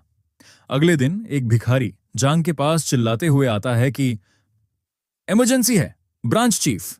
इस पर जांग हैरान होकर कहता है, यह शोर कैसा है? भिखारियों में आपातकाल किससे कहते हैं? आगे वो भिखारी कहता है, हम बेगर सेक्ट वाले भूख से मरने वाले हैं। ये सुन जांग कहता है, क्या बक रहे हो? और सीन बदलता है मार्केट की तरफ। वहां बहुत सारे लोग उन 2 भिखारियों पर चिल्ला रहे होते हैं। एक आदमी उन भिखारियों को कहता है, ये कौन है जो भिखारी बनकर एक्टिंग कर रहे हैं? तो दूसरा आदमी कहता है, चल भाग यहां से। और हम देखते हैं वही भिखारी जांग को मार्केट की तरफ ले जा रहा होता है। और जैसे ही वह मार्केट में पहुंचता है वह हैरान हो जाता है, क्योंकि मार्केट के लोग बेगर सेक्ट के भिखारियों को कहते हैं, तुम कमीने, अगर भीख मांगनी है तो ठीक से मांगो, जरा इससे सीखो। और हम योनहो को देखते हैं जो भीख मांग रहा होता है। एक आदमी कहता है, कितना गरीब है, तो दूसरा कहता है, मैंने आज तक किसी को इतना खाली नहीं देखा। तीसरा कहता है, कुछ खा ले पागल। और योनहो पर पैसों की बारिश हो रही होती है। ये देख जांग का मुंह खुला का खुला रह गया और योनहो उसकी किलर स्माइल से कहता है, पैसे कमाना तो बच्चों का खेल है। और इसी के साथ उसने भिखारियों के वर्ल्ड में तहलका मचा दिया। मार्केट में टहलका मचाने के बाद योनहो झोपड़ी में लेटा होता है और कहता है, मुझे पानी चाहिए। यह सुनकर जांग दूसरे भिखारियों को चिल्लाकर ऑर्डर देता है कि अरे कोई पानी लाओ, जल्दी थोड़ा पानी लाओ। पानी आने पर योनो पानी को देखकर कहता है, बर्तन तो गंदा है। ये सुन जांग, जिसने पानी लाया, उसे थप्पड़ मारकर कहता है, मैंने कहा था साफ वाला इस्तेमाल करो, तुम साले गंदे भिखारी। फिर नया बर्तन मिलने पर कहता है, ये पानी तो गर्म है। ये सुन जांग बहुत सारे भिखारियों को भगाते हुए कहता है, कितनी बार कहना पड़ेगा तुझे, पहाड़ पर जाओ और ठंडा और साफ पानी ले आओ। और योनहो जमीन पर लेटकर कहता है, ये अच्छा है, बहुत अच्छा। उसे आराम फरमाता देख जांग गुस्से से कांप रहा होता है और असहाय होते हुए मन में कहता है, धत्त तेरी, मैं हूं बेगर सेक्ट का ब्रांच लीडर और मैं एक गंदे आवारा लड़के का नौकर बना हुआ हूं, पर अगर मैंने उस कमीने को बाहर निकलने दिया तो मेरे लोग भूख से मर जाएंगे। कब आएगी वो जानकारी जो उसने मांगी थी? और योनहो मस्त मजे में लेटे हुए एक चिट्ठी को कहता है, हेलो चिट्ठी आंटी। फिर जांग को कहता है, मेरी पीठ दर्द कर रही है। ये सुन जांग उसकी पीठ दबाते हुए कहता है, ओह नहीं, अगर तेरी पीठ दर्द कर रही है तो ये तो बहुत बुरा है। और मन में कहता है, ये सब ऐसा ही चलता रहा तो हम सब ऐसे ही मरने वाले हैं। तभी एक भिखारी लेटर लेकर खुशी से चिल्लाते हुए आता है, ब्रांच लीडर आ गई है। ये सुन पीठ दबाते हुए जांग खुशी से कहता है, ये आ गई। फिर योनहो उस आई जानकारी को देखने लगता है और फिर जांग को देते हुए कहता है, क्या यही है? वो कहता है, हाँ। इस पर योनहो कहता है, तू इसे जानकारी बताकर मुझे उल्लू बना रहा है। ये सुन जांग उस कागज को उससे लेता है और देख के मन में कहता है, ये साले हमें पूरी तरह निचोड़ देना चाहते हैं। ये जानकारी तो अधूरी है, हम इसे इस्तेमाल नहीं कर सकते, कोई और तरीका ढूंढना होगा। तभी योनहो अपनी जगह से उठते हुए कहता है, शायद हमारे पास पैसे कम हैं, जाऊं क्या कुछ कमाने। ये सुन जांग की फट जाती है और वो उसे कहता है, रुक जा भाई। और मन में कहता है, इस भिखारी को रोको, इससे पहले कि कुछ बेवकूफी कर बैठे। फिर योनहो को कहीं और धक्का मार के ले जाते हुए जांग उससे कहता है, तुम जैसे नोबल इज्जतदार आदमी को भीख नहीं मांगनी चाहिए, मैं तुम्हें तुम्हारी जरूरी जानकारी देता हूं। और वो उसे एक महल में ले जाता है और उनके सामने एक हॉट सी लड़की खड़ी होती है। वो जांग को देख कहती है, अरे ये तो हैरानी की बात है, फॉक्स डॉग जांगिल यहां आ पहुंचा। और ये औरत है गुई न्यांग न्यांग, जो हेड है हाओ क्लान के काइफंग ब्रांच की। उसे देख जांग उसे ग्रीट कर कहता है, नमस्कार ब्रांच हेड गुई। लेकिन योनहो तो जांग को चिढ़ाते हुए कहता है, फॉक्स डॉग, ये कैसा निकनेम है, फॉक्स डॉग। फिर उसके पास आकर कान में धीरे से कहता है, तेरा यही निकनेम है फॉक्स डॉग? क्या बेवकूफी भरा नाम है, सुनने में भी चंपू जैसा लगता है। हाँ। ये सुन जांग मन में कहता है, तू साले कमीना, और गुस्सा दबाकर गुई को मुझे जानकारी चाहिए कहने की कोशिश कर रहा होता है। वहीं पर योनहो उसे चंपू कहते हुए चिढ़ा रहा होता है। जांग की बात सुन गई कहती है, क्या अजीब दिन है, बेगर सेक्ट की काइफंग ब्रांच हाओ क्लैन से जानकारी लेने आई है और तुम्हें पता होना चाहिए हम तुम्हारे हमेशा कट्टर दुश्मन रहे हैं, तो माजरा क्या है? इस पर जांग कहता है, ये जानकारी बेगर सेक्ट नहीं चाहता, मैं एक क्लाइंट को लाया हूं। लेकिन योनहो अभी भी उसे चंपू कहते हुए चिढ़ाता है। ये सुन गुई ठंडे लहजे में कहती है, क्या तुम मजाक कर रहे हो? फिर योनहो को देख कहती है, तुम कह रहे हो कि ये बेगर सेक्ट की रिक्वेस्ट भी नहीं है, पर क्लाइंट एक भिखारी है। फिर गुस्से से कहती है, क्या तुम हमारा मजाक बना रहे हो या हमें भड़काने की कोशिश कर रहे हो? हम बेगर सेक्ट को जानकारी नहीं बेचते। ये सुन योनहो जांग को चिढ़ाते हुए रुक जाता है और कहता है, पर मैं बेगर सेक्ट से नहीं हूं। ये सुन गी वहां से जाते हुए कहती है, अगर तुम यूं ही हमारा मजाक उड़ाते रहे तो हम चुप नहीं बैठेंगे, याद रखना हमारे पास भी सम्मान है। उसे जाता देख योनहो कहता है, क्या हाओ क्लैन एक सूचना समूह नहीं है? ये सुन गी उसकी तरफ मुड़कर देखती है। योनहो आगे अपनी बात कंटिन्यू करते हुए कहता है, और फिर भी तुम ये नहीं जानते कि मैं बेगर सेक्ट से हूं या नहीं, और तुम दावा करते हो कि तुम जानकारी बेचकर जिंदा रहते हो? तुम सबसे बुनियादी बातों में ही फेल हो रहे हो, सबसे बुनियादी। ये सुन गई को गुस्सा आने लगता है। तभी वहां पर अजीब सा धुआं आने लगता है और वो गोंगमू का नाम चिल्लाती है और कहती है, उस आदमी की पहचान क्या है? उस पर जवाब आता है, कुछ भी पक्का नहीं है, लेकिन वह बेगर सेट से नहीं है। ये सुन वो अपने दांत पीसने लगती है। फिर योनहो कहता है, देखा, तो अब आप हमें जानकारी बेच सकते हैं, राइट? उस पर गी कहती है, नहीं, मेरा मूड खराब हो गया है, इसलिए नहीं, गेट आउट। ये सुन वो दोनों हैरान हो जाते हैं। फिर योनहो कहता है, तो यही है सूचनाओं के व्यापार में सम्मान, मैं पैसे दे रहा हूं और तुम मना कर रही हो। ये सुन गई को गुस्सा आ रहा होता है। आगे योनहो कहता है, लगता है हाउ क्लैन ज्यादा दिन टिकेगा नहीं। ये सुन गई गुस्से से कहती है, अपनी जुबान संभाल कर रखो जब तक तुम अपने हाथ पैर कटवाना नहीं चाहते। फिर योनहो कहता है, क्या? पर मैं गलत नहीं हूं मैडम। पता नहीं, लेकिन गी को मैडम नाम सुन बहुत गुस्सा आ चुका होता है। वो दांत पीसते हुए कहती है, क्या तुम अभी हाउ क्लैन का मजाक बना रहे हो? ये सुन योनहो कहता है, हो। ये सुन वो फिर से गोंगमू को आवाज देती है और कहती है, इसे सबक सिखाओ। ये सुन एक निंजा लाइट की स्पीड में योनहो पर हमला करने आता है। ये देख जांग योनहो को बचाने बीच में आने लगता है, लेकिन योनहो उसे एक हाथ से रोककर उस निंजा के सिर पर एक जोर से मुक्का मार देता है, जिससे वो निंजा सीधा जमीन में धंस जाता है। ये देख गई तो हैरान हो जाती है, साथ ही जांग भी हैरान होता है और कहता है, ये तो एक मास्टर है। फिर योनहो कहता है, ओह माफ करना, क्या ही कर सकते हैं। जब कोई मुझ पर वार करता है तो मेरी बॉडी अपने आप पलटवार कर देता हूं। अगर पहले बता देते तो मैं खुद को रोक लेता। ये देख जांग मन में कहता है, मुझे लगा शायद उसे मार्शल आर्ट्स आती होगी, पर मैं उसे पूरी तरह आंक नहीं पाया, तो हमारे बीच एक मॉन्स्टर था। आगे योनहो मुंडी चटकाते हुए कहता है, ये सब उस बूढ़े आदमी की गलती है। जो हुआ वो देख गुई उसे हाथ जोड़कर कहती है, मैं नहीं जानती थी कि मृत वापस आ गया है। ये सुन योनहो कहता है, तुम किस बारे में बात कर रही हो? हमने काफी देर तक बात की थी। फिर गुई अपनी आंखें जांग की ओर कर ठंडे लहजे में कहती है, खैर ऐसा नहीं लगता कि तुम अच्छे इरादे से यहां आए हो जांगिल। ये सुन जांग घबरा कर कहता है, क्या? ब्रांच हेड, मुझे नहीं पता आप मुझ पर विश्वास करोगी या नहीं, पर मैं सच में बुरे इरादे से नहीं आया। कुछ जानकारी है जिसे बेगर सेक्ट अकेले नहीं संभाल सकता, इसलिए मदद मांगने आया। ये सुन गाई कहती है, तो इसलिए तुम उसे यहां लाए? इस पर जांग सहमति जताता है और वहीं योनहो अपनी धुन में उस बेहोश पड़े निंजा को साइड में खींच के लेके जा रहा होता है और कहता है, इंजर्ड पार्टीज स्टेप असाइड। आगे जंग से गाई कहती है, तुमने बस थोड़े से बालों के लिए एक बाघ को खरगोश के बिल में घसीट लिया। उस पर जंग कहता है, यकीन करना मुश्किल है, लेकिन यह सच है।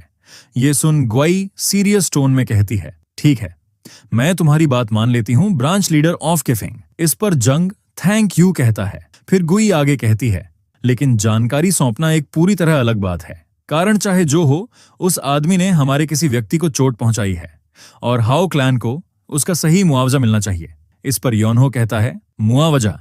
इस पर गाई ब्लैक एनर्जी रिलीज करती हुई कहती है, डार्क पाथ पर कोई दाम नहीं होता, खून के बदले खून, जान के बदले जान। फिर कहती है, 4 शैडो सोर्ड। इतना कहने भर से ही पल भर में 4 खूंखार तलवारबाज गावी के चारों ओर आ जाते हैं। ये देख योनहो बिना डरे कहता है, यार इस जगह में तो सच में अजीब लोग हैं। फिर गुई कहती है, मुझे नहीं पता तुम्हारा मकसद क्या है, लेकिन चूंकि हमारा आदमी घायल हुआ है, तुम यहां से शांति से बाहर नहीं निकल सकते। इस पर योनहो कहता है, उफ, क्यों नहीं सुनती हो तुम? ये सुन जांग उसे रोकते हुए कहता है, अरे भाई अब बस करो। लेकिन योनहो आगे कहता है, मैंने कहा ना, ये जानबूझकर नहीं था। तुम पहले मुझ पर आए और मेरी बॉडी ने बस पलट कर मारा। ये सुन गुई को बहुत गुस्सा आ रहा होता है और मन में कहती है, वो कंकाल जैसा डरावना आदमी। फिर उन दोनों को कहती है, डार्क पाथ पर चीजें सीधी होती हैं। तुमने एक हाथ काटा, हम तुम्हारे अंग काट लेंगे। तुमने हमें थप्पड़ मारा, हम तुम्हारा गाल काट देंगे। ये सुन जांग थर थर कांप रहा होता है और योनहो कहता है, क्या तुम लोन शार्क हो? ये सुन जांग उसे डरते डरते कहता है, अरे मेरे बाप, मैंने कहा ना बस करो। ये सुन गी कहती है, तो हम थोड़ा नरम रहेंगे, बस थोड़ा सा गाल काट देंगे। इस पर योनहो कहता है, अरे माफ कीजिए, लेकिन फिर अपने गाल को हाथ लगाकर कहता है, मेरे पास कोई गाल का मांस बचा ही नहीं है, मैं पिछले कुछ समय से थोड़ा कुपोषित हूं। ये सुन गई गुस्से से पागल हो जाती है और ऑर्डर देती है, उसे मारो। ये सुन वो चारों उस पर एक साथ झपट पड़ते हैं। वहीं पर उन्हें आता देख योनहो सिर खुजाते हुए कहता है, पहले तो बस मेरा गाल, अब कह रही हो कि मुझे मार दो। और तभी उसकी तरफ 4 जानलेवा स्लैश होते हैं। फिर भी वो आगे कहता है, इंटरेस्ट बहुत तेजी से बढ़ रहा है, ये चक्रवृद्धि ब्याज डरावना है। फिर पल भर में एक अटैकर के पेट में मुक्का पड़ता है, तभी दूसरा, फिर तीसरा और फिर चौथा भी चिल्लाते हुए हवा में होते हैं। और यौन हो सिर के पीछे हाथ रखकर आराम से खड़ा होता है। ये देख ग्वी का मुंह हैरानी से खुला का खुला रह जाता है। और हम देखते हैं यौन हो आराम से खड़ा होता है और वो चारों हवा में होते हैं और उनकी सोट टुकड़ों में बिखर चुकी होती है। और थोड़ी देर बाद वो चारों आसमान से नीचे गिर जाते हैं और यौनहो की बॉडी से एनर्जी बाहर निकलने लगता है। फिर यौनहो कहता है, कोई भी हिलने की कोशिश नहीं करे, मैं अब भी किसी को मारना नहीं चाहता। यौनहो के बॉडी से जो एनर्जी निकली होती है उसे देख जैंग हैरान होता है। साथ ही गी भी हैरान होकर मन में कहती है, ये कैसी एनर्जी है।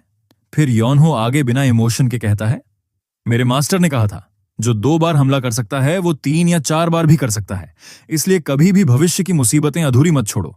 मुझे वो बूढ़ा पसंद नहीं है, लेकिन उसने कभी गलत बात नहीं कही। ये सुन ग्वी हैरानी से यौनहो को देख मन में कहती है, मैंने गलत आदमी से पंगा ले लिया, वो इंसान मेरी पहुंच से बहुत बाहर है, मुझे सावधान रहने की जरूरत है। अगर मैंने एक भी गलत कदम उठाया तो हाओ क्लैन की काइफंग शाखा आज मिट सकती है। फिर यौनहो से पूछती है, तुम क्या चाहते हो। इस पर यौनहो कहता है, मुझे जानकारी चाहिए। फिर गुई कहती है, किस प्रकार की जानकारी चाहते हो। इस पर जांग लेटर दिखाते हुए कहता है, मेरे पास एक दस्तावेज है, मैं चाहता हूं कि तुम यहां खाली जगहें भर दो। फिर वो उस लेटर को देख थोड़ी चिढ़ते हुए मन में कहती है, बस यही है, और तुम लोग ये हल भी नहीं निकाल पाए, इसलिए इस मॉन्स्टर को हाओ क्लैन तक खींच लाए। फिर यौनहो को कहती है, ये मुश्किल नहीं है, लेकिन मुझे थोड़ी देर लगेगी वो जानकारी ढूंढने में, क्या तुम इंतजार कर सकते हो। उस पर यौनहो हाँ कहता है। फिर गुई कहती है, तो कृपया 15 मिनट इंतजार करें। और जांग को गुस्से से कहती है, और काइफंग ब्रांच के लीडर, क्या आप मुझसे जरा मिल सकते हैं। ये सुन जांग डरते डरते मान जाता है। और अगले सीन में यौनहो जोर जोर से जांग पर हंस रहा होता है, क्योंकि जांग को बहुत बुरी तरह से पीटा होता है। यौनहो उससे कहता है, तुम्हारा चेहरा तो भाप में पके हुए पॉपकॉर्न जैसा सूजा हुआ है, क्या किसी ने पिटाई कर दी। ये सुन जांग कहता है, चुप हो जा।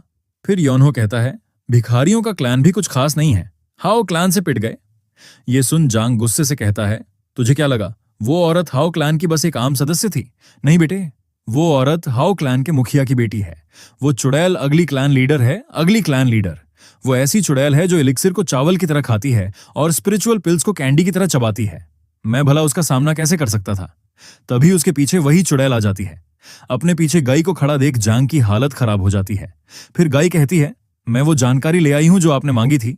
ये सुन यौनहो उसे थैंक यू कहता है। फिर वो सब एक जगह बैठ जाते हैं। आगे गाय कहती है, हालांकि हमारे भी कुछ सिद्धांत होते हैं। ये बात यौनहो को समझ नहीं आती। फिर जांग उसे धीरे से कहता है, जानकारी के पैसे मांग रही है। ये समझ आने पर यौनहो कहता है, इसके कितने हुए। उस पर गाय कहती है, 5 सिक्के। फिर यौनहो उसे 5 सिक्के देता है। ये देखकर जांग उससे कहता है, अरे सिल्वर के देने हैं। ये सुन यौनहो हैरानी से कहता है, जानकारी का शुल्क इतना महंगा क्यों है। इस पर गुई कहती है, इसमें कुछ उच्च स्तरीय सूचना छुपी थी, इसीलिए दाम थोड़ा ज्यादा है। फिर यौनहो कहता है, तो फिर किया ही क्या जा सकता है, और वहां से जाने लगता है। ये देख जांग उससे पूछता है, कहां जा रहे हो। इस पर यौनहो कहता है, कहां जा रहा हूं, मेरे पास 5 चांदी के सिक्के नहीं हैं, तो अब मुझे पैसे कमाने जाना पड़ेगा। ये सुन जांग उसके पैर पकड़ लेता है और रोकते हुए कहता है, मत जा मूर्ख कहीं के, मैं तुम्हें यहां आखिर क्यों लाया था। इस पर यौनहो उससे कहता है, मत जा से तुम्हारा क्या मतलब है, तो फिर अब मैं करूं क्या। इस पर जांग रोते हुए कहता है, रुक जा। और मन में उसे गाली दे रहा होता है, क्योंकि बाद में उस 5 सिल्वर सिक्कों के लिए जांगिल ने वो सारे पैसे दे दिए जो वी यौनहो ने पहले कमाए थे, और यहां तक कि उसका छुपा हुआ फंड भी उसे देना पड़ा। बाकी की रकम के लिए उसने अपने ऊपर कर्जा ले लिया। ये सब होने के बाद जांग अपनी आंखें बंद करके वो चांदी के सिक्के दे रहा होता है और मन में कहता है, मेरा दिल ठंडा पड़ रहा है। वहीं पर यौनहो कहता है, क्या तुम रो रहे हो बेवकूफ। ये सुन जांग उस पर चिल्लाते हुए कहता है, नहीं मैं नहीं रो रहा, अरे तुम डाकू, मेरा छुपा फंड भी खाली कर दिया और अब तुम ऐसे ताने मार रहे हो। वहीं पर यौनहो उस जानकारी को पढ़ रहा होता है और कहता है, ये काफी सटीक है, भिखारियों द्वारा इकट्ठा की गई सूचना से एकदम अलग लेवल की लगती है, शायद ये किसी अलग ही क्लास की सूचना एजेंसी है। फिर एक लेटर दिखाते हुए गी को कहता है, और मैं ग्वांगडोंग एक पत्र भेजना चाहता हूं, क्या यह भी महंगा है? इस पर गुई कहती है, यह कुरियर सेवा से ज्यादा महंगा है, लेकिन अगर तुम कुछ सवालों के जवाब दे दो तो यह फ्री में हो सकता है। फिर गुई उससे पूछती है, तुम्हारा नाम क्या है? इस पर योनहो कहता है, वी योनहो। फिर वो उसकी एज पूछती है। इस पर योनहो कहता है, मैं 17 साल का हूं। ये सुन जांग हैरान होकर कहता है, क्या तुम मुझसे छोटे हो? उसकी उम्र सुन गई भी शौक में होती है और मन में कहती है, इतनी कम उम्र में ऐसा मार्शल आर्ट्स नामुमकिन है। फिर वो वी योनहो के नाम के बारे में कुछ याद कर रही होती है। तभी उसे याद आ जाता है और चिल्लाकर कहती है, वी योनहो, ग्वांगडोंग से। क्या तुम ग्वांगडोंग के वाई क्लैन के दूसरे बेटे यंग मास्टर वी योनहो हो? इस पर योनहो पूछता है, तुम मुझे जानती हो? फिर गुई कहती है, बिल्कुल मैं जानती हूं तुम्हें। ग्वांगडोंग के वी क्लैन ने तो हमें तुम्हें ढूंढने के लिए कहा था। वहीं जांग उसका मुंह देखकर कहता है, वी योनहो, वी क्लैन का दूसरा बेटा, तुम सनहो के छोटे भाई हो। इस पर योनहो कहता है, क्या तुम मेरे बड़े भाई को जानते हो? इस पर जांग कहता है, बिल्कुल जानता हूं, वो मेरा दोस्त है। फिर गुई कहती है, तुम पत्र ग्वांगडोंग वी क्लैन को भेज रहे हो? कम से कम 10 दिन लगेंगे उस पत्र के पहुंचने में। इस पर योनहो कहता है, कोई बात नहीं, मैंने 5 साल इंतजार किया है तो 10 दिन क्या चीज है। तभी गी उसे एक लाल कपड़ा दिखाती है और कहती है, यह हाओ क्लैन के वीआईपी ग्राहक का निशान है। इसे अपने ठिकाने पर बांध दो, हमारा सूचना एजेंट खुद तुम्हें ढूंढ लेगा। और मन में कहती है, कोई जो 17 की उम्र में गोंगमू और फोर शैडो सोर्ड को 1 सेकंड में हरा दे, ऐसा कोई भी इस समय के सेंट्रल प्लेन्स में नहीं है। वहीं योनहो कहता है, क्या वो फ्री है? उस पर वो कहती है, बिल्कुल नहीं। उस पर योनहो कहता है, तो फिर ये बेकार है। ये सुन गाई कहती है, ऐसा है तो अगली बार के लिए तुम्हारा काम फ्री में कर देंगे। ये सुन योनहो कहता है, सच में? इस पर गाई कहती है, हां, ये खास तौर पर तुम्हारे लिए है। हम नहीं चाहते कि आज की घटना हाओ क्लैन और तुम्हारे रिश्ते पर असर डाले। और मन में कहती है, इससे कनेक्शन बनाने में कोई नुकसान नहीं है। वहीं योनहो हंसते हुए कहता है, अरे आज तो कुछ भी नहीं हुआ। ये सुन जांग दुखी मन से कहता है, लेकिन मेरा छुपा हुआ पैसा खाली हो गया और मेरी आंखें नीली काली हो गईं। इस पर योनहो उसे हंसते हुए कहता है, अरे वो तो आम बात है, तुम हो ही बेवकूफ। और अगले सीन में योनहो आराम से मार्केट में चल रहा होता है और जांग मुंह लटकाए उसके पीछे चल रहा होता है और बार बार कह रहा होता है, धत्त तेरी, मेरे पैसे। इस पर योनहो उसे भाषण देते हुए कहता है, पैसा तो आता जाता रहता है, भिखारियों को पैसों से लगाव नहीं होना चाहिए, उन्हें अपने कर्तव्य निभाने चाहिए। यह सुनकर जांग को बहुत गुस्सा आ रहा होता है और मन में कहता है, मैं इस नापसंद इंसान को अभी पीट भी नहीं सकता। और तभी दूसरी तरफ जाते हुए कहता है, खैर अब क्या सारी जानकारी मिल गई? तो फिर अब काइफंग में तुम्हारा काम खत्म हो गया। तभी उसे रोकते हुए योनहो कहता है, रुको, वो एक छोटी सी समस्या है। यह सुन जांग गुस्से से कहता है, अब क्या फिर? वो मासूम सा चेहरा बनाकर कहता है, मेरे पास ट्रैवल के लिए पैसे नहीं हैं। ये सुन जांग उसे गुस्से से गाली देता है और हम फिर से गई को देखते हैं जो गोंगमू को आवाज देती है और कहती है, मैन क्लैन को तुरंत संदेश भेजो, ग्वांगडोंग वी क्लैन का लापता दूसरा बेटा अब एक मास्टर बनके लौटा है।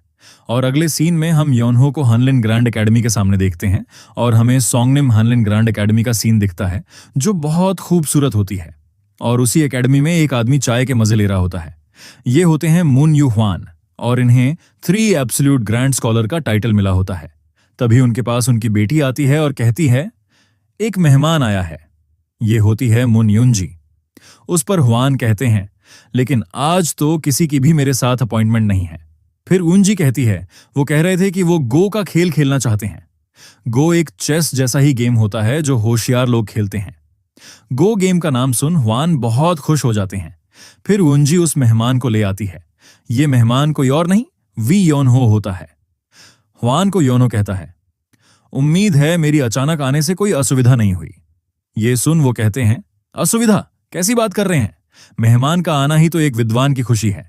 फिर योनो को बैठने का इशारा करते हुए कहते हैं, तो आप कह रहे थे कि मुझसे गो का खेल खेलना चाहते हैं। इस पर योनो बैठकर कहता है, बस मुझे यही थोड़ा बहुत आता है। फिर ह्वान कहते हैं, ठीक है, फिर एक बाजी हो जाए। मैं सफेद मोहरे लूंगा, कृपया तुम शुरुआत करो। इस पर योनहो एक ब्लैक मोहरा चुनते हुए कहता है, तो फिर मैं शुरू करता हूं। वहीं उसे ऑब्जर्व करके ह्वान मन में कहते हैं, मुझे ज्यादा उम्मीद नहीं है उसके स्किल से, शायद बस खाने के लिए आया है। थोड़ा हल्का खेलूंगा, फिर उसकी मदद कर दूंगा। लेकिन तभी योनहो एक काला मोहरा फुल स्पीड से आगे करके गेम स्टार्ट करता है। ये देखकर हुआन चौंक जाते हैं और मन में कहते हैं, ये नौसिखिया नहीं है। फिर वो सोच समझकर एक चाल चलते हैं, लेकिन वहीं योनहो तुरंत 1 सेकंड में दूसरी चाल चल देता है। इस पर वो फिर से सोचकर एक चाल चलते हैं, वहीं योनहो फिर से बिना सोचे दूसरी चाल चल देता है। ये काफी देर तक चलता है। उस पर हुआन कहते हैं, ये तो स्पीड प्लेयर है, इस उम्र में ऐसा खेल कौशल। स्पीड प्लेयर यानी ऐसा खिलाड़ी जो गो या चेस जैसे खेलों में तेजी से सीमित समय में चाल चलता है। और आगे भी योनहो इसी स्पीड में खेलता रहता है। उससे हुआन के धीरे धीरे पसीने छूटने लगते हैं। फिर हुआन एक चाल चलने लगते हैं, लेकिन तभी रुक जाते हैं और हैरान होकर मन में सोचते हैं, ये क्या हो रहा है?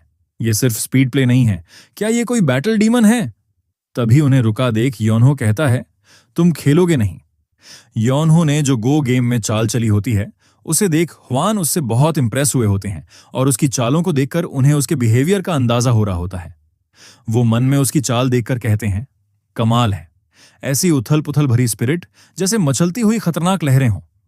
जब लड़ाई करने का समय भी नहीं होता, तब भी वो ऐसे जोश से हमला करता है जैसे लड़ाई का दीवाना हो।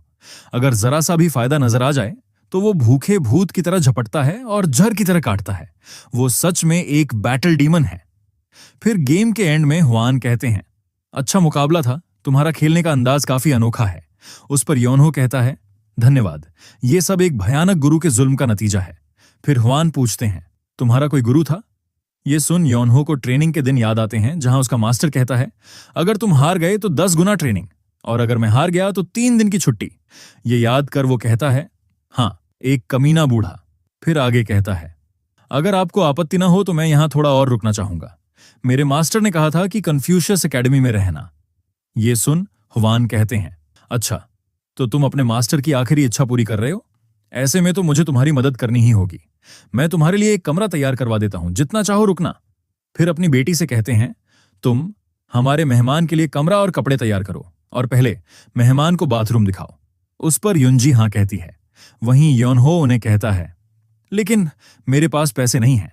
इस पर हुआन हंसते हुए कहते हैं, कोई प्रॉब्लम नहीं है, आप तो हमारे मेहमान हैं, और हां, अगर तुम खुद नहीं पूछते तो मैं तो तुम्हें रुकने के लिए कह ही देता, लेकिन तुम्हें इसके बदले कभी कभार मेरे यहां आने वाले मेहमानों के साथ गो खेल लेना। इस पर योनहो कहता है, ये तो मैं कर सकता हूं, तो फिर अभी के लिए अलविदा। और वो युंजी के साथ चला जाता है। फिर अगले सीन में हम योनहो को गर्म पानी में बैठा देखते हैं, जो आराम से बैठकर रिलैक्स कर रहा होता है और कहता है, ये अच्छा है, मैं तो नहाने से नफरत करता था। क्या ये इसलिए है क्योंकि पानी अच्छा है? मेरी स्किन अब अच्छी हो रही है।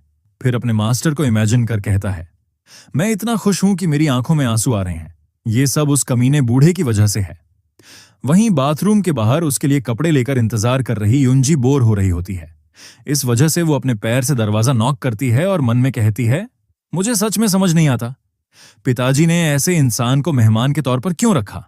तभी दरवाजा खोलकर योनहो अचानक बाहर आ जाता है, जिससे युंजी डर जाती है और चिल्लाती है, क्योंकि योनहो के बॉडी पर एक भी कपड़ा नहीं होता, वो वैसे ही बाहर आ गया होता है।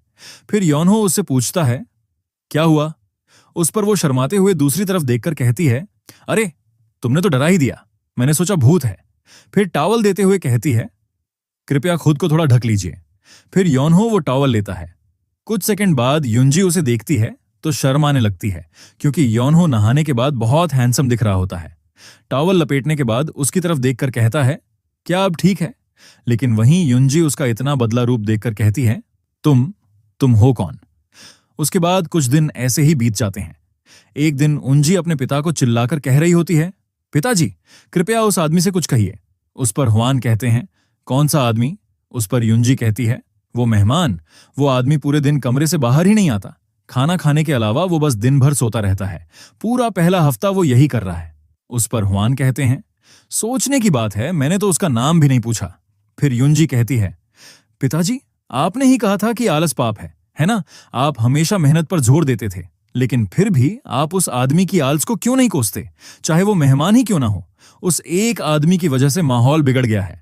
उस पर हुआन कहते हैं, युंजी, मुझे गो खेलना पसंद है, क्योंकि गो खेलकर मैं अपने प्रतिद्वंदी को जान सकता हूं। तुम्हें पता है, शब्दों को चुना जा सकता है, चेहरे के भाव छुपाए जा सकते हैं, लेकिन स्वभाव नहीं छुपाया जा सकता। जो इम्पेशेंट व्यक्ति है वो कभी आराम से गो नहीं खेल सकता, और जो व्यक्ति धीरे धीरे खेलते हैं वो कभी लड़ाई का आनंद नहीं ले सकते। इस तरह स्वभाव इंसान के जीवन और व्यक्तित्व को वैसे ही उजागर कर देता है जैसे वो है। फिर योनहो के साथ जो गेम हुआ उसे याद कर आगे कहते हैं, उसका स्वभाव बेहद खुरदरा और अधीर था। मैंने ऐसा चरम स्वभाव कभी नहीं देखा। इससे साफ है कि वो न तो आलसी है और न ही आराम पसंद। शायद उसने हमारी कल्पना से भी ज्यादा कठिन और उथल पुथल भरी जिंदगी जी है। फिर आगे कहते हैं, जब सूरज उगता है तो परछाइयां भी गहरी हो जाती हैं। अगर वो आलस कर रहा है तो इसका मतलब है कि उसकी जिंदगी वाकई बहुत कठिन रही है। तुम बताओ, अगर बारिश से बचने के लिए जो चिड़िया छत के नीचे बैठी है उसे न तो भगाया जाता है न ही पूछा जाता है कि वो बारिश में क्यों नहीं उड़ रही, तो क्या तुम उसे थोड़ी और देर आराम करने नहीं दोगी? इस पर वो सहमति जताती है। और अगले सीन में हम यूंजी को देखते हैं जो बहुत गुस्सा हो गई होती है क्योंकि योहो ने जहां खाना खाया होता है वहीं सांड की तरह लेटा होता है। उसे इतनी आराम से लेटा देख मन में कहती है, पिताजी धोखा खा रहे हैं। ऐसा आलसी आदमी कभी भी हिडन ड्रैगन हो ही नहीं सकता है। मैं इसे यहां से जरूर निकाल कर रहूंगी। फिर योनहो को उठने के लिए कहती है। इस पर योनहो दूसरी तरफ घूमते हुए कहता है, क्यों? इस पर युंजी उसकी चादर खींच के कहती है, मैंने कहा उठो, सूरज सिर पर आ गया है। फिर योनहो उठ जाता है और कहता है, सच में? तो मुझे सूरज ढलने पर बता देना। ये सुन उंजी उसे डांटते हुए कहती है, तुम हो कौन आखिर? तुम 7 दिन और 7 रात यहां पड़े रहकर आलस कर रहे हो जबकि बाकी सब पढ़ाई कर रहे हैं। उस पर योनहो कान खुजाते हुए कहता है, जो पढ़ना चाहते हैं वो पढ़ते हैं और मैं सोना चाहता हूं तो सोता हूं। इसमें दिक्कत क्या है? इस पर वो कहती है, शट अप, ये वजह न भी हो तो भी मैं तुम्हें 7 दिन और 7 रात बिस्तर पर पड़े पड़े बिना नहाए नहीं देख सकती। तुम्हें पता भी है कि ये बिस्तर कौन धोता है। तुम्हें यहां रहकर अपना योगदान देना होगा। तुम्हें पता नहीं, लेकिन हमारी हालत भी ठीक नहीं है। अगर तुम पढ़ रहे होते तो बात और थी, लेकिन हम किसी को सिर्फ खाने और मौज करने के लिए चावल नहीं खिला सकते। इस पर योनहो कहता है, लेकिन तुम्हारे फादर ने तो कहा था। उसकी बात बीच से काटते हुए युंजी कहती है, पैसे का हिसाब मैं रखती हूं, और योनहो को घूरने लगती है। इस पर योनहो कहता है, तो फिर मुझे क्या करना होगा? फिर उसे कपड़े धोने की जगह पर लेकर जाती है और कहती है, बस ये कपड़े धो दो। और हम देखते हैं उनके आसपास बहुत सारे गंदे कपड़े पड़े हैं। फिर उन कपड़ों को देखकर योनहो कहता है, ये सब? उस पर युंजी हंसते हुए कहती है, इतना भी तो नहीं है ना? फिर योनहो कहता है, क्या ये मेरे खाने का टिकट है? उस पर युंजी हाँ कहती है। फिर योनहो कहता है, तुम इतना काम दे रही हो जैसे तुम मुझे खाने में सोना दे रही हो। फिर वहां से जाते हुए युंजी उसे देखकर कहती है, तो फिर मैं ये तुम्हें सौंपती हूं, इन्हें अच्छे से धोना। अगर साफ नहीं हुए तो मैं तुम्हें फिर से धुलवाऊंगी। और मन में कहती है, बस इंतजार करो, जब तक इसे सब न मिल जाए ये आज खत्म नहीं कर पाएगा। फिर वो वहां 1 घंटे बाद आती है और देखकर हैरान हो जाती है क्योंकि सारे कपड़े बहुत अच्छे से धोकर सुखाने के लिए रखे होते हैं। ये देख वो कहती है, इसने ये सब कैसे कर लिया? क्या ये सच में इतने सुंदर कपड़े थे? आखिर किया कैसे इसने? फिर देखती है कि योनहो वो काम करने के बाद आराम से सो रहा होता है। ये देखकर वो गुस्से से मन में कहती है, नहीं, मैं इसे ऐसे ही नहीं छोड़ सकती, बस रुको। फिर वहां से वो उसे लकड़ियों के गोदाम में लाती है। इस पर योनहो उन लकड़ियों को देखकर कहता है, क्या मुझे ये सारे छोटे टुकड़ों में काटने हैं? इस पर युंजी वहां से जाते हुए कहती है, तुम्हें 1 हफ्ता देती हूं, कर पाओगे ना? और मन में हंसकर कहती है, 1 हफ्ता? ये तो 1 दिन भी नहीं टिकेगा, यहां से भाग जाएगा। फिर युंजी कुछ समय बाद फिर से उसे देखने आती है और देखकर हैरान होती है क्योंकि योनहो ने सारी लकड़ियां काटकर उन पर लेटकर सो रखा होता है। और मन में कहती है, आखिर हुआ क्या? ये इतना काम है कि 10 ताकतवर आदमियों को 10 दिन लग जाए। फिर युंजी उसे बर्तन धोने को कहती है। वहां भी योनहो वो काम पूरा करके सो रहा होता है। उसका ये भी काम इतना जल्दी पूरा हुआ देख युंजी के पसीने छूट रहे होते हैं। फिर भी उसे वो रास्ता साफ करने का काम देती है। वो उसे भी पूरा कर सो रहा होता है। ये देखकर उसे पसीने आ रहे होते हैं और मन में एक ही सवाल होता है, कैसे? और गुस्से से दांत पीसते हुए कहती है, ये सब कैसे कर लेता है? हम फिर से प्रेजेंट में आते हैं। मैड डॉग इतिहासकार को कहता है, और इस तरह वी योनहो की जिंदगी कन्फ्यूशियस एकेडमी में शुरू हुई। लेकिन वी योनहो को घर में रखना 3 वंडर्स ग्रैंड एकेडमिक की गलती थी। उसे उस आदमी को घर में नहीं लाना चाहिए था। इस पर इतिहासकार कहता है, क्यों? फिर मैड डॉग बताता है, एक बात तय है, वो आदमी मुसीबत लाता है। चाहे उसका इरादा ना हो, जहां भी वो जाता है हादसे हो ही जाते हैं। कन्फ्यूशियस एकेडमी में भी यही हुआ।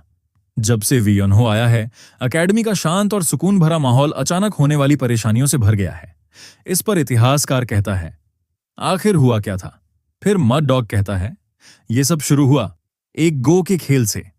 और हम फिर से योनहो को देखते हैं, जो गो का गेम खेलते हुए परेशान होता है और मन में कहता है, मैं यहां कैसे आ गया? मुझे लगा बस आने वाले लोगों के साथ गो खेलना होगा, लेकिन लोगों को सीधे चिट्ठी भेज के बुलाना तो धोखा है। और हम एकेडमी के बाहर बहुत सारे लोग देखते हैं। एक आया हुआ आदमी कहता है, लगता है सबको एक चिट्ठी आई थी। तभी दूसरा चिट्ठी पढ़ते हुए कहता है, वंडर्स ग्रैंड एकेडमिक, अगर चिट्ठी भेजे तो खिलाड़ी का अंदाज कितना अनोखा होगा। उस पर तीसरा कहता है, यह सोचकर मैं भी तुरंत आ गया। और ये सारे लोग योनहो के साथ गो का गेम खेलने आए होते हैं और उन सबको चिट्ठी हुआन लिख के भेज रहे होते हैं। वो लिखते हैं, जो पत्थर एक जगह पड़ा रहता है वो सड़ जाता है और बिछा बोर्ड सिर्फ अपने मालिक का इंतजार करता है। जब समय आए तो गो का खेल खेलने के लिए पधारें, क्योंकि गो गेम का सेंट आ गया है। वहीं हनलिम ग्रैंड मैनर में योनहो गो गेम फुल स्पीड में खेल रहा होता है और एक लड़के को हरा देता है। फिर योनहो कहता है, अगला आ जाओ। योनहो एक और आदमी के साथ गो खेल रहा होता है और एक ब्लैक स्टोन से चाल चलता है। उसकी चाल को देखकर सामने वाला बंदा मन में सोच रहा होता है, ये कैसी चाल है? स्टोन को एक डेड एंड पर फेंकना, क्या ये गलती थी? नहीं, ऐसा हो ही नहीं सकता। अगर वो कोई नौसिखिया होता तो अलग बात थी, लेकिन ये प्रतिद्वंदी तो अब तक आसमान के सबसे नामी खिलाड़ियों को हरा चुका है। और योनहो अब हलिम मास्टर ऑफ गो के टाइटल से फेमस हो चुका होता है। उसको सोचते सोचते पसीने छूटने लगते हैं और आगे सोचता है, मुझे पता था इसके पीछे कोई चाल छुपी है। ये तो जाल है जिसमें फंसाने का चारा डाला गया है। मुझे इससे बचना होगा। और वो अपनी चाल चल देता है। ये देखकर योनहो गुस्से से कांपने लगता है। ये देखकर सामने वाला मन में कहता है, जरूर इसके पीछे कोई गहरी रणनीति होगी। अच्छा हुआ मैंने इससे बचाव कर लिया। वहीं उसकी चाल देखकर योनहो का दिमाग गुस्से से फटने वाला होता है। वो कहता है, क्यों क्यों क्यों अब वो पीछे हट रहा है? मैंने तो वो पत्थर खेला था ताकि खेल हार जाऊं, है ना? अगर मैं हार जाऊं तो ये अंतहीन खेल आखिरकार खत्म हो जाएगा। ले लो, मैं तुम्हें 10 चालों में जीतने दूंगा। योनहो कोई भी चाल चलकर सामने वाले को उसे हराने का मौका दे रहा होता है। वहीं सामने वाला हार मान लेता है। ये देखकर योनहो उसको रोते हुए हाथ जोड़ रहा होता है और मन में कहता है, ये मुझे पागल कर रहा है। फिर सीन चेंज होता है और हम योनहो को थक के चलते हुए देखते हैं। वो मन में कहता है, मैंने जानबूझकर लापरवाही की ताकि स्वाभाविक तरीके से हार जाऊं, और वो बिना वजह डरकर भाग गया। फिर अपने बाल खींचते हुए कहता है, अब तो और लोग इकट्ठा हो रहे हैं। इस रफ्तार से तो मैं कपड़े धोना ही बेहतर समझूंगा। उफ, मेरी कमर। तभी उसे किसी की मैंने कहा नहीं चिल्लाने की आवाज सुनाई देती है। इस वजह से वो वहां देखने लगता है। तब वो देखता है एक जाड़ा आदमी जिसने बहुत सारा सोना गले में पहना होता है। वो एक लड़की से कहता है, क्या तुम सच में कह रही हो कि मुझसे शादी नहीं करोगी? और इसका नाम नोक मोकपुंग होता है और वो लड़की युंजी होती है। वो उस जाड़े मोकपुंग को कहती है, हाँ, मैं इस बारे में सपने में भी नहीं सोचूंगी। इस पर मोकपुंग कहता है, तुम्हें पछतावा होगा, जानती हो? इस पर वो जवाब देती है, मुझे नहीं होगा, मैं वादा करती हूं। फिर मोकपुंग कहता है, बेहतर होगा कि तुम दोबारा सोचो। मैं कभी वो चीज नहीं छोड़ता जो मुझे चाहिए। जब मैं कुछ चाहता हूं तो चाहे जो हो जाए मैं उसे हासिल कर लेता हूं। अभी मैं तुम्हें ऑफर दे रहा हूं, लेकिन अगर तुम मुझे यूं ही ठुकराती रही, अगली बार ये ऑफर नहीं होगा। क्या तुम सच में ये देखना चाहती हो कि तुम्हारी वजह से हलिम ग्रैंड एकेडमी बर्बाद हो जाए? ये सुन वो गुस्से से कहती है, जो करना है करो, हलिम ग्रैंड एकेडमी इतनी आसानी से नहीं गिरने वाली। इस पर वो जाड़ा उसे धमकी देते हुए कहता है, सही है, लेकिन मैं इसे गिरा सकता हूं और मुझे लगता है तुम ये जानती हो। ये सुन वो अपने दांत पीसने लगती है, फिर जोर से चिल्लाकर कहती है, यही बात मुझे तुमसे नफरत करने पर मजबूर करती है। क्या तुम्हें लगता है दुनिया तुम्हारी मर्जी के मुताबिक झुक जाएगी? इस पर मोकपुंग जवाब देता है, ये नामुमकिन नहीं है। फिर युंजी कहती है, हाँ है, कम से कम एक चीज तो है, मैं तुमसे कभी शादी नहीं करूंगी। और वहां से जाते हुए कहती है, ये ही मेरी आखिरी बात है। उसे जाता देख मोकपुंग उसके नाजुक हाथों को कस के पकड़कर जोर से उसे अपने पास खींचता है। ये देखकर उंजी चिल्लाकर कहती है, क्या तुम मुझे जाने नहीं दोगे? फिर मोकपुंग कहता है, बेहतर होगा मुझे गुस्सा मत दिलाओ। फिर अपनी गंदी सी जीभ उसके पास लाते हुए कहता है, अगर मैंने अभी तुम्हें उठाकर ले जाने का फैसला कर लिया तो क्या तब भी तुम ऐसे अकड़ में रहोगी? ये सब सुन युंजी डर से कांपने लगती है। तभी पीछे से योनहो कहता है, ये किसी और के घर में कहने वाली बात नहीं है। जानी पहचानी आवाज सुन उंजी अपना हाथ उस मोटे से छुड़ाकर योनहो की तरफ रोते हुए भागती है और उसे कहती है, क्या तुमने कपड़े धोना और लकड़ी काटना खत्म किया जैसा मैंने कहा था? इस पर योनहो उसका सूझा हुआ हाथ देखकर कहता है, मैं तो बस अब तक गो खेल रहा था। तुम क्या कह रही हो? फिर उसकी हेयर रिबन लेते हुए कहता है, अपनी डोरी मुझे दो। फिर उस रेड रिबन से अपने बालों को बांधता है और मोकपुंग को देखने लगता है। इस पर मोकपुंग कहता है, क्या तुम्हें नहीं लगता कि दूसरों की बातें सुनना बदतमीजी है? इस पर योनहो कहता है, माफ करना, लगता है मेरे अंदर ज्यादा तमीज नहीं है। फिर उसके सामने खड़ा होकर कहता है, लेकिन सच कहूं तो तुम खुद भी ऐसे इंसान नहीं लगते जो तमीज पर भाषण दे सके। क्या ये उस इंसान का व्यवहार है जो शिष्टाचार की परवाह करता है? फिर मोकपुंग कहता है, तो तुम ही हो, जिसे लोग हलिम मास्टर ऑफ गो कहते हैं। फिर योनहो कहता है, पहचानने के लिए शुक्रिया, लेकिन मुझे नहीं पता तुम कौन हो। इस पर मोकपुंग कहता है, मैं हूं। तभी उसकी बात काटते हुए योनहो अपना कान खुजाते हुए कहता है, छोड़ो, मुझे फर्क नहीं पड़ता और जानने लायक भी नहीं लगता। ये सुन तो मोकपुंग को बहुत गुस्सा आ जाता है और कहता है, हलिम मास्टर ऑफ गो, हाँ, अगर तुम बस अपने बोर्ड गेम तक सीमित रहते तो मुझे तुमसे नफरत करने की कोई वजह नहीं होती। इस पर योनहो कहता है, इस लिहाज से मुझे तुम्हारे लिए थोड़ा अफसोस है। तुम इतने अलग नजर आते हो कि ध्यान खींचना तय है, जैसे अभी। ये सुन तो मोकपुंग उससे गुस्से से गालियां ही देने वाला होता है, लेकिन तभी वहां बहुत सारे लोग आ जाते हैं और योनहो को देख रुक जाते हैं। एक उस जाड़े को देखकर कहता है, ओह, क्या नॉक फैमिली का कोई सदस्य भी खेल खेलने आया है? फिर दूसरा योनहो को कहता है, मास्टर वी, कल एक और मैच खेलते हैं। बहुत सारे लोगों को देखकर मोकपुंग वहां से जाते हुए युंजी से कहता है, मैं आज के लिए चलता हूं, लेकिन ये याद रखना, अगर 3 दिन में तुम अपनी मर्जी से मेरे पास नहीं आई तो मैं अपने तरीके से मामला सुलझाऊंगा। और वो वहां से चला जाता है। फिर योनहो उसके जाने के बाद युंजी से उसके बारे में पूछता है। इस पर युंजी उसके बारे में बताने लगती है। वो कहती है, वो आदमी था नॉक मोकपुंग, नॉकगी का गोद लिया बेटा, जो पैलेस में पूर्ण शक्ति रखने वाला ग्रैंड यूनक है। और हाँ, यूनक का मतलब हिंदी में हिजड़ा होता है, लेकिन ये ज्यादा हैवी वर्ड हो जाएगा, इसलिए मैं यूनक ही कहूंगा। फिर से कहानी की तरफ आते हैं। ये सुन योनहो कहता है, और ऐसा आदमी तुमसे क्या चाहता है? इस पर युंजी थोड़ी देर चुप हो जाती है, फिर कहती है, वो बार बार मुझसे शादी करने को कह रहा है। मैं बार बार मना करती हूं, लेकिन उसकी जिद थकाने वाली है। इस पर योनहो कहता है, ये बुरा तो नहीं है ना? वो ताकतवर परिवार से है और काफी ईमानदार भी लगता है। ये सुन उंजी गुस्से से कहती है, क्या तुम मुझे मरवाना चाहते हो? वो मुझसे शादी प्यार के लिए नहीं करना चाहता, वो बस मेरा इस्तेमाल करना चाहता है। फिर आगे बताने लगती है, तुम शायद ये नहीं जानते, लेकिन मेरे पिता यूरिम में बहुत सम्मानित हैं। कुछ लोग तो कहते हैं कि वो रियल्म के प्रधानमंत्री बनने के लायक हैं, लेकिन वो इतने सालों से गुमनामी में जी रहे हैं, ये सिर्फ इसलिए नहीं कि उन्हें पद का लालच नहीं है। इस पर योनहो हंसते हुए कहता है, क्या ये गो गेम की वजह से है? इस पर वो कहती है, नहीं, ये इसलिए है क्योंकि पैलेस को नियंत्रित करने वाले यूनक्स उनसे सावधान हैं। इस पर योनहो पूछता है, यूनक्स एक साधारण एकेडमी मास्टर पर नजर रख रहे हैं, क्यों? इस पर वो चिल्लाकर कहती है, वो साधारण नहीं है। हलिम ग्रैंड एकेडमी किसी आम यूरिम फैक्शन जैसी नहीं है। हम किसी खास ग्रुप से जुड़े नहीं हैं और न ही हमारे पास कोई स्थायी ठिकाना है, लेकिन इसी आजादी ने हमें सबके साथ अच्छे संबंध बनाने में मदद की है। वो करप्ट यूनक्स, जिन्हें हर कोई भ्रष्ट जानता है, अब तक इसलिए हटाए नहीं गए क्योंकि यूरिम फैक्शंस आपस में एकजुट नहीं है। लेकिन अगर पिता ने पद संभाल लिया और यूरिम को एकजुट कर दिया, फिर योनहो बात पूरी करते हुए कहता है, तो यूनक्स के लिए यह असली खतरा होगा। उस पर युंजी कहती है, बिल्कुल, यही वजह है कि नॉक गोंगोंग उन्हें सत्ता में आने से रोकने के लिए बेताब है। और अब उन्होंने एक और तरीका ढूंढ लिया है, एक तरीका जिससे यूरिम को एकजुट किए बिना ही उसके एक बड़े नेता से जुड़ सकते हैं, नॉक मोकपुंग और मेरे बीच शादी करके। फिर सीन चेंज होता है। रात के समय एक महल में वही मोकपुंग घुटनों पर बैठा होता है, उसे पसीना आ रहा होता है। वो कहता है, माफ करना फादर, अब जब हलिम master of go grand academy में आ गया है तो योजना को अंजाम देना बहुत मुश्किल हो गया है।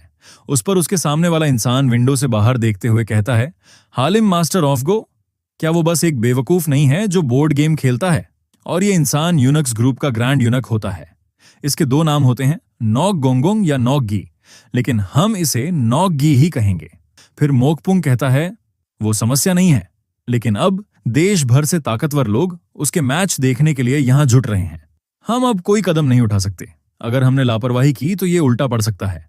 ये सुन नॉकगी कहता है, तो मैं समझता हूं कि तुम क्यों हिचक रहे हो। इस पर जाड़ा कहता है, मुझे खेद है। फिर एक आंख से उसकी तरफ देखते हुए ठंडे लहजे में कहता है, लेकिन मुझे ये बताओ, क्या तुम्हें लगता है कि यह मिशन सिर्फ मेरी सुरक्षा के बारे में है? ये सुन मोकपुंग कुछ नहीं कह पाता, लेकिन उसकी आंखें फटी पड़ी होती हैं। फिर आगे नॉकगी विंडोज बंद कर वहां से अपने कोर्ट के पास जाते हुए कहता है, पैलेस पर कब्जा करना यह मिशन सीधे उन्हीं से सौंपा गया है। नाकामी कोई विकल्प नहीं है। ना तुम्हारे लिए ना मेरे लिए। मौत से भी ज्यादा मुझे सबसे ज्यादा डर उन्हें निराश करने का है। क्या तुम समझ रहे हो मैं क्या कह रहा हूं? ये सुनते हुए मोकपुंग पूरी तरह डर चुका होता है और कहता है, जी हुजूर, मैं पूरी तरह समझता हूं। फिर नौगी अपना हाथ सर पर रखकर कहता है, कभी कभी सख्त हाथ की जरूरत होती है। उस पर जाड़ा धीरे से पीछे देखते हुए कहता है, सख्त हाथ। और हम देखते हैं नौगी के आधे फेस पर लाइटिंग चमक रही होती है। वो गुस्से से कहता है, अगर आसपास बहुत ताकतवर लोग हैं तो इसका फायदा उठाओ, उन सबका सिर कलम कर दो, उस हलिम मास्टर ऑफ गो का भी। फिर सीन चेंज हो जाता है। हम योनहो को आंख बंद कर गो खेलते हुए देखते हैं। इस पर उसका ओपोनेंट कहता है, अरे ओ मास्टर वी, खेलते वक्त आंखें खुली रखो। एक महल में एक आदमी हुआन से पूछते हैं, तो तुम्हारा अब भी आधिकारिक पद लेने का कोई इरादा नहीं है? ये होते हैं योसादे के चीफ योसादे बुलीवांग और साथ ही एम्परर के छोटे भाई। इस पर हुआन जवाब देते हैं, मेरा ऐसा कोई इरादा नहीं है। और वो दोनों गो खेल रहे होते हैं। फिर वांग कहते हैं, तुम क्यों नहीं समझते कि सिर्फ तुम ही हो जो सेंट्रल गवर्नमेंट में संतुलन बनाए रख सकते हो और नौगी को ताकत हासिल करने से रोक सकते हो? इस पर हुआन कुछ भी नहीं कहते। फिर वांग उन्हें कहते हैं, सुनो यू हुआन, उनकी हलचलें इन दिनों अजीब हो रही हैं। यहां तक कि मिलिट्री और स्कॉलर्स के बीच भी कुछ लोग गंदारी करने के लक्षण दिखा रहे हैं। नौगी उन्हें अपनी तरफ मिला रहा है। इस पर हुआन कहते हैं, लेकिन फिर वांग कहते हैं, लेकिन क्या तुम यह पूछना चाह रहे हो कि एक यूनक यानी हिजड़ा जिसकी कोई औलाद नहीं हो सकती बगावत क्यों करेगा? उस पर हुआन सहमति जताते हैं। इस पर वांग सीरियस टोन में कहते हैं, तो फिर तुम इस बारे में क्या सोचते हो? अगर उसका मालिक कोई और हो तो?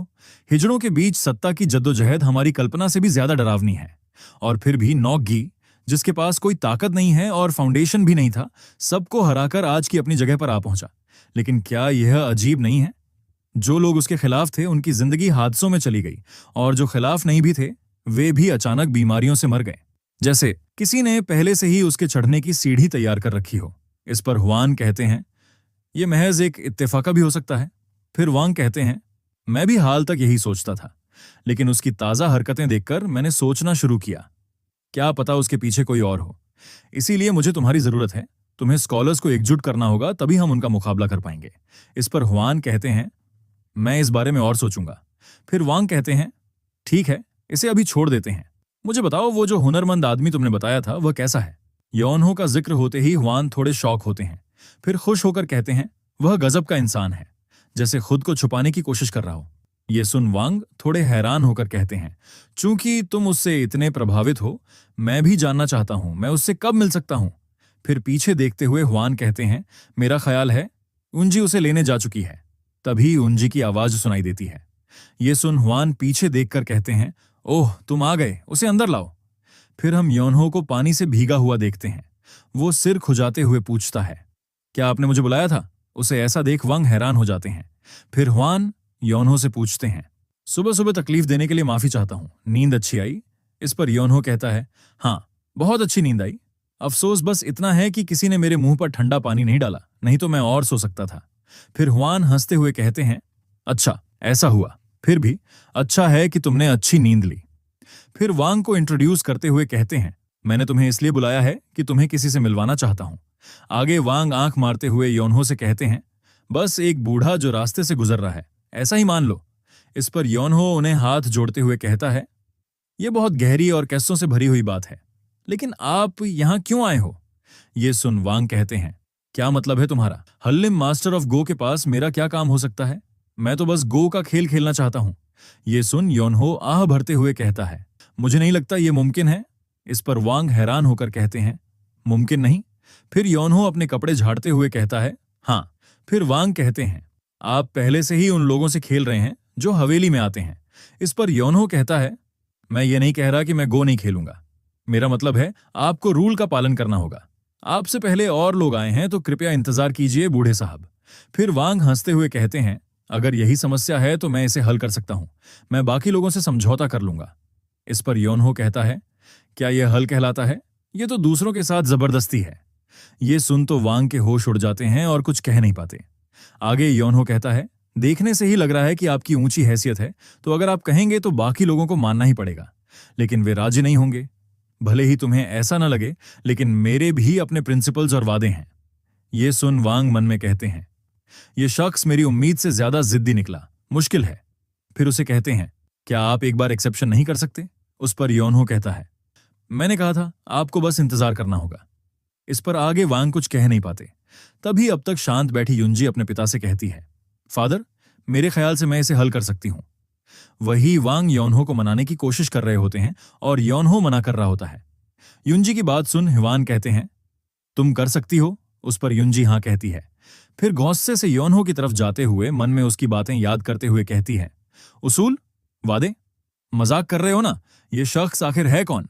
फिर योनहो के कंधे पर हाथ रखकर उसे कहती है, आज के सारे गो के खेल, सिर्फ इस एक खेल के लिए मैं उन सबको रद्द कर देती हूं। ये सुन तो योनहो को जोर का झटका लगता है। फिर उससे कहता है, क्या सचमुच? हाय, ये तो बड़ा लालच देने वाला प्रस्ताव है, लेकिन मेरे भी अपने उसूल और फर्ज हैं। लेकिन अगर तुम कल तक के रद्द कर दो तो मैं सोचता।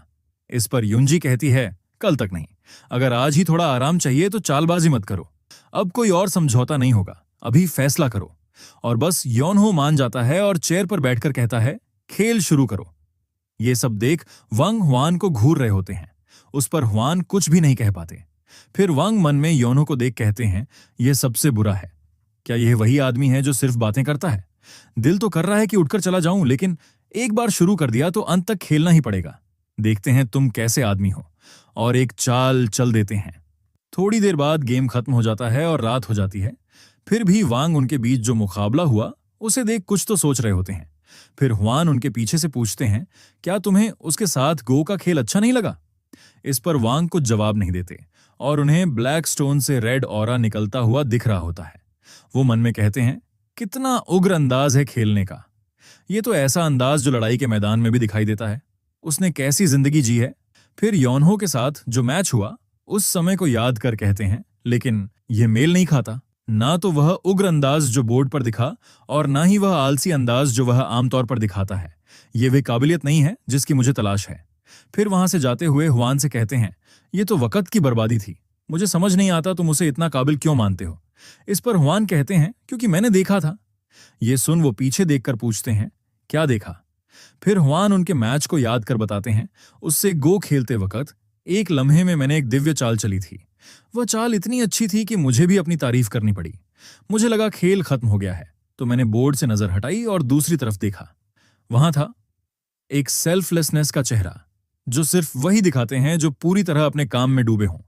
ये सुन वांग थोड़ी देर चुप रहते हैं, फिर कहते हैं, क्या यकीन है कि तुमने गलत नहीं देखा? इस पर हुआन यकीन के साथ कहते हैं, मैं गलत नहीं देख सकता था। फिर वांग आह भरते हुए कहते हैं, खैर, मेरा उस शख्स को इस्तेमाल करने का कोई इरादा नहीं है। इस पर हुआन हंसते हुए कहते हैं, ऐसा है? फिर वांग आगे कहते हैं, क्या वक्त की बर्बादी हुई?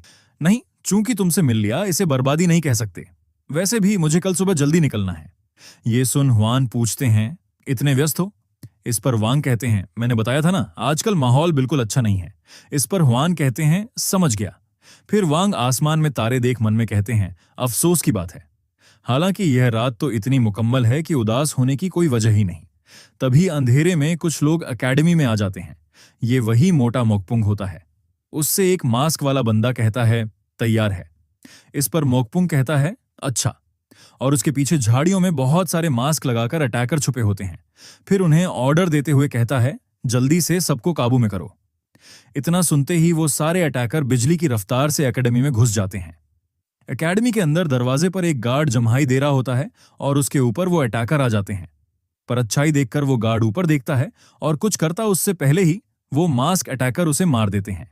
फिर वो झुंडा उस दरवाजे से अंदर आ जाता है और उसके अटैकर उन गार्ड्स को गाजर मूली की तरह काट रहे होते हैं और अंदर घुस रहे होते हैं और बहुत सारे लोगों को बंदी बना लेते हैं। आगे मोकपुंग कहता है, तुम्हें पहले ही मेरी बात सुन लेनी चाहिए थी। फिर वो जोर से अपना हाथ घुमाकर उन मास्क अटैकर को ऑर्डर देता है कि सबको पकड़ लो। आज रात एक चूहा तक बाहर नहीं निकल पाएगा। वही योनहो मजे में एकेडमी के अंदर सो रहा होता है। मोकपुंग उंजी का उसके प्रति रवैये को याद कर कहता है, आज उसके उन सारे दिनों का उसका घमंड चकनाचूर कर दूंगा। और कुछ पल में ही वो मास्क अटैकर हुआन उंजी के साथ सबको गिरफ्तार कर लेते हैं। ये सब देख हुआन चिल्लाकर मोकपुंग से पूछते हैं, इस सब का क्या मतलब है? इस पर मोकपुंग कहता है, हमें सूचना मिली थी कि हलिम ग्रैंड एस्टेट में कुछ संदिग्ध गतिविधियां हो रही हैं। कहते हैं कि देश भर के प्रभावशाली लोग काफी समय से हलिम ग्रैंड एस्टेट में आते जाते रहे हैं। इस पर हुआन चिल्लाकर पूछते हैं, तो इसमें संदिग्ध क्या है? फिर मोकपुंग शातिर अंदाज में कहता है, आखिर वो कौन सी वजह हो सकती है जो ताकत और अधिकार वाले लोग एक जगह इकट्ठा हो रहे हों? ये तो गद्दारी है। ये सुन हुआन और उनके साथियों के होश ही उड़ जाते हैं। इस पर हुआन कहते हैं, ये तो पूरी तरह से बकवास है। गद्दारी? हम तो सिर्फ गो खेलने के लिए इकट्ठा हुए थे। फिर मोकपुंग कहता है, क्या तुम मुझसे उम्मीद करते हो कि मैं मान लूं कि इतने लोग सिर्फ गो खेलने के लिए इकट्ठा हुए थे? फिर हुआन कहते हैं, यही सच है।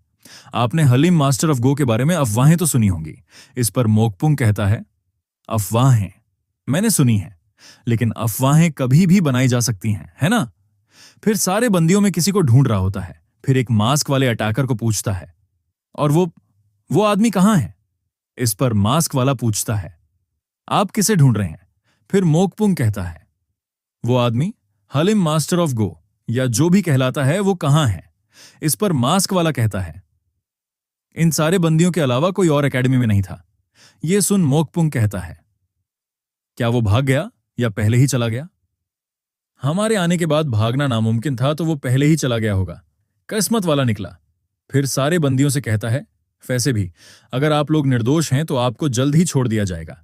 जब हम एकेडमी की जांच करेंगे और कोई मसला नहीं मिलेगा तो हम आपको छोड़ देंगे और माफी भी मांगेंगे। तभी एक मास्क अटैकर एकेडमी से एक बुक लेकर मोकपुंग के पास आता है और कहता है, हमें मिल गया। उस बुक पर लिखा होता है कलेक्टिव ओथ, यानी सामूहिक शपथ। उसे देख मोकपुंग कहता है, ये है सामूहिक शपथ, उन लोगों की है जिन्होंने गद्दारी की साजिश रची थी। ये कलेक्टिव ओथ का मतलब कुछ लोग मिलकर किसी समझौते के लिए साथ आते हैं। ये सुन हुआन और उनके साथियों के होश उड़ जाते हैं। फिर हुआन हैरानी से पूछते हैं, सामूहिक शपथ? ये तो हम पहली बार सुन रहे हैं। इस पर मोकपुंग उन्हें वो बुक दिखाते हुए कहता है, क्या इस सबूत को सामने देखकर भी तुम यही कह रहे हो? ये सुन देख हुआन समझ जाते हैं और मन में कहते हैं, शुरू से ही वो लोग इसी इरादे से यहां आए थे। मैं फंस गया। तभी बंदियों में से एक कहता है, हम निर्दोष हैं। दूसरा कहता है, ये नाइंसाफी है। तीसरा आदमी कहता है, मुझे कुछ पता नहीं था, मैं इसके लिए यहां नहीं आया था।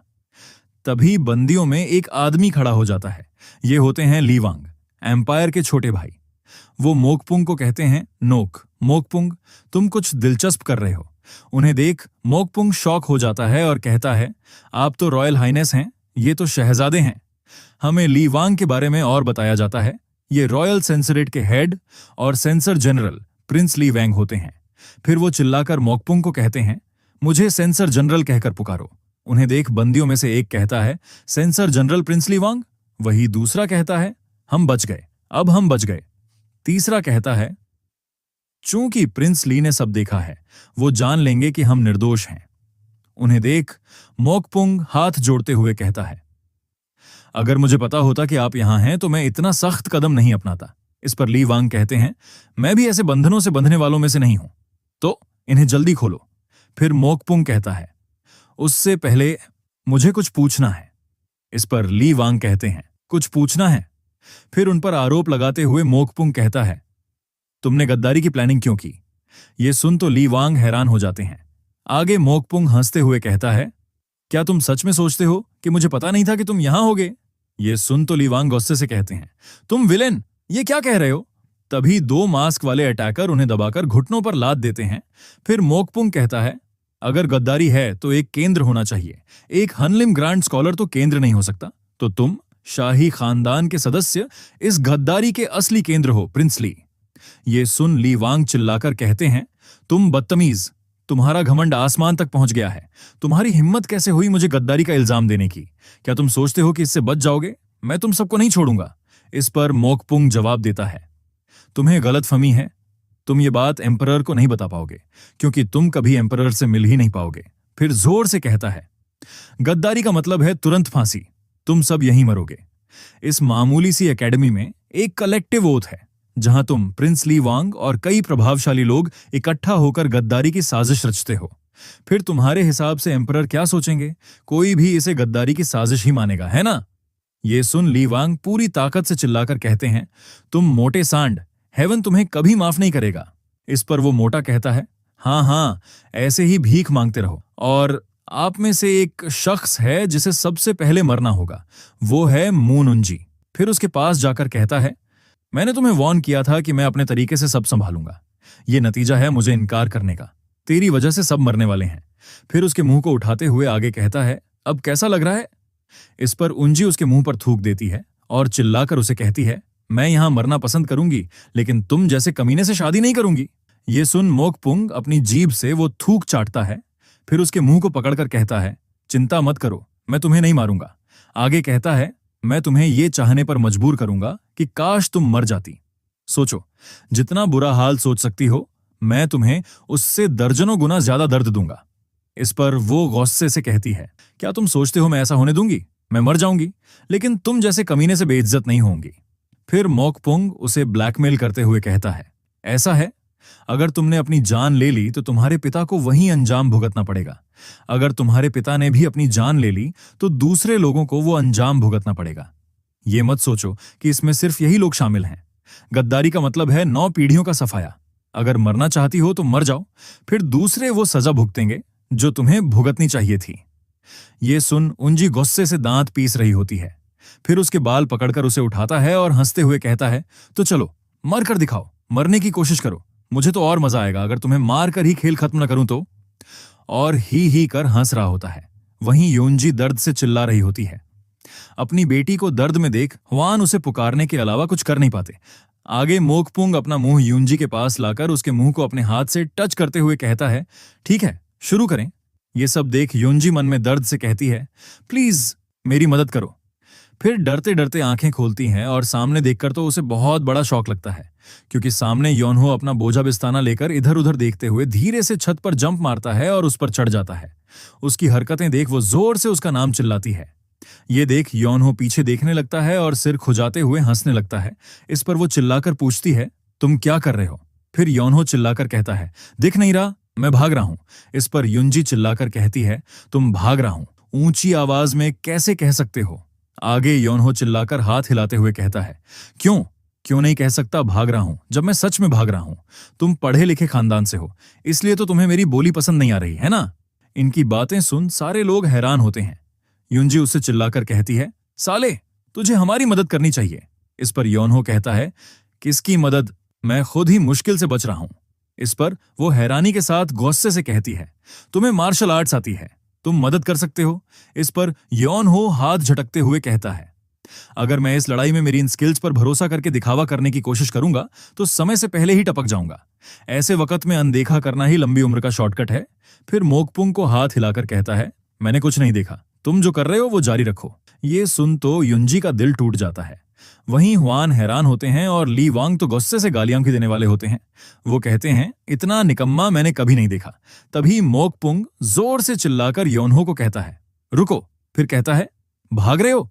तुम पहले ही गद्दारी में शामिल हो, तुम कहीं भी भाग जाओ, तुम्हारे पीछे पूरा एम्पायर तुम्हें ढूंढने में लग जाएगा, तुम बच नहीं पाओगे। इस पर योनहो कहता है, खैर कोशिश करूंगा, तब पता चलेगा, है ना? इस पर मोकपुंग कहता है, तुम बेवकूफ हो। एम्पायर बड़ा है, लेकिन ऐसी कोई जगह नहीं है जहां अधिकारी ना हो। तुम जैसे एक को ढूंढ निकालना कुछ भी नहीं है। इस पर योनहो वहां से जाते हुए कहता है, हाँ ठीक है, मैं तो जा रहा हूं, तुम बाद में ढूंढ लेना। ये सुन तो मोकपुंग का दिमाग खराब हो जाता है और मास्क वाले अटैकर को कहता है, पकड़ो इसे। इतना सुनते ही एक अटैकर योनहो की तरफ जाने लगता है। अटैकर को योनहो की तरफ जाता देख उंजी चिल्लाकर योनहो को कहती है, भाग जाओ। ये आवाज सुन योनहो वहीं रुक जाता है। फिर एक स्माइल करता है। फिर अटैकर को अपने ऊपर अटैक करता देख युंजी से कहता है, अभी थोड़ी देर पहले मदद मांग रही थी और अब कह रही है भाग जाओ, मैं करूं तो क्या करूं? तभी अटैकर उस पर हमला कर देता है, लेकिन तभी उसे पता चलता है कि ये तो उसकी आफ्टर इमेज है। वहीं योनहो बिजली की रफ्तार से उस अटैकर के पीछे आ चुका होता है और अटैकर कुछ करता उससे पहले ही योनहो लाइटनिंग की स्पीड से अपनी कोहनी से उस पर अटैक कर देता है। फिर एक जगह खड़ा होकर युंजी की तरफ देखकर कहता है, सच में कितनी अजीब औरत है। वहीं वो मास्क अटैकर इस हमले से छत तोड़कर जमीन में धंस गया होता है। इसी के साथ चैप्टर यहीं पर खत्म होता है और आगे आगे ये स्टोरी और भी मजेदार होने वाली है। इसके अगले चैप्टर के लिए इस चैनल को लाइक, शेयर और सब्सक्राइब करें। मिलते हैं अगली वीडियो में।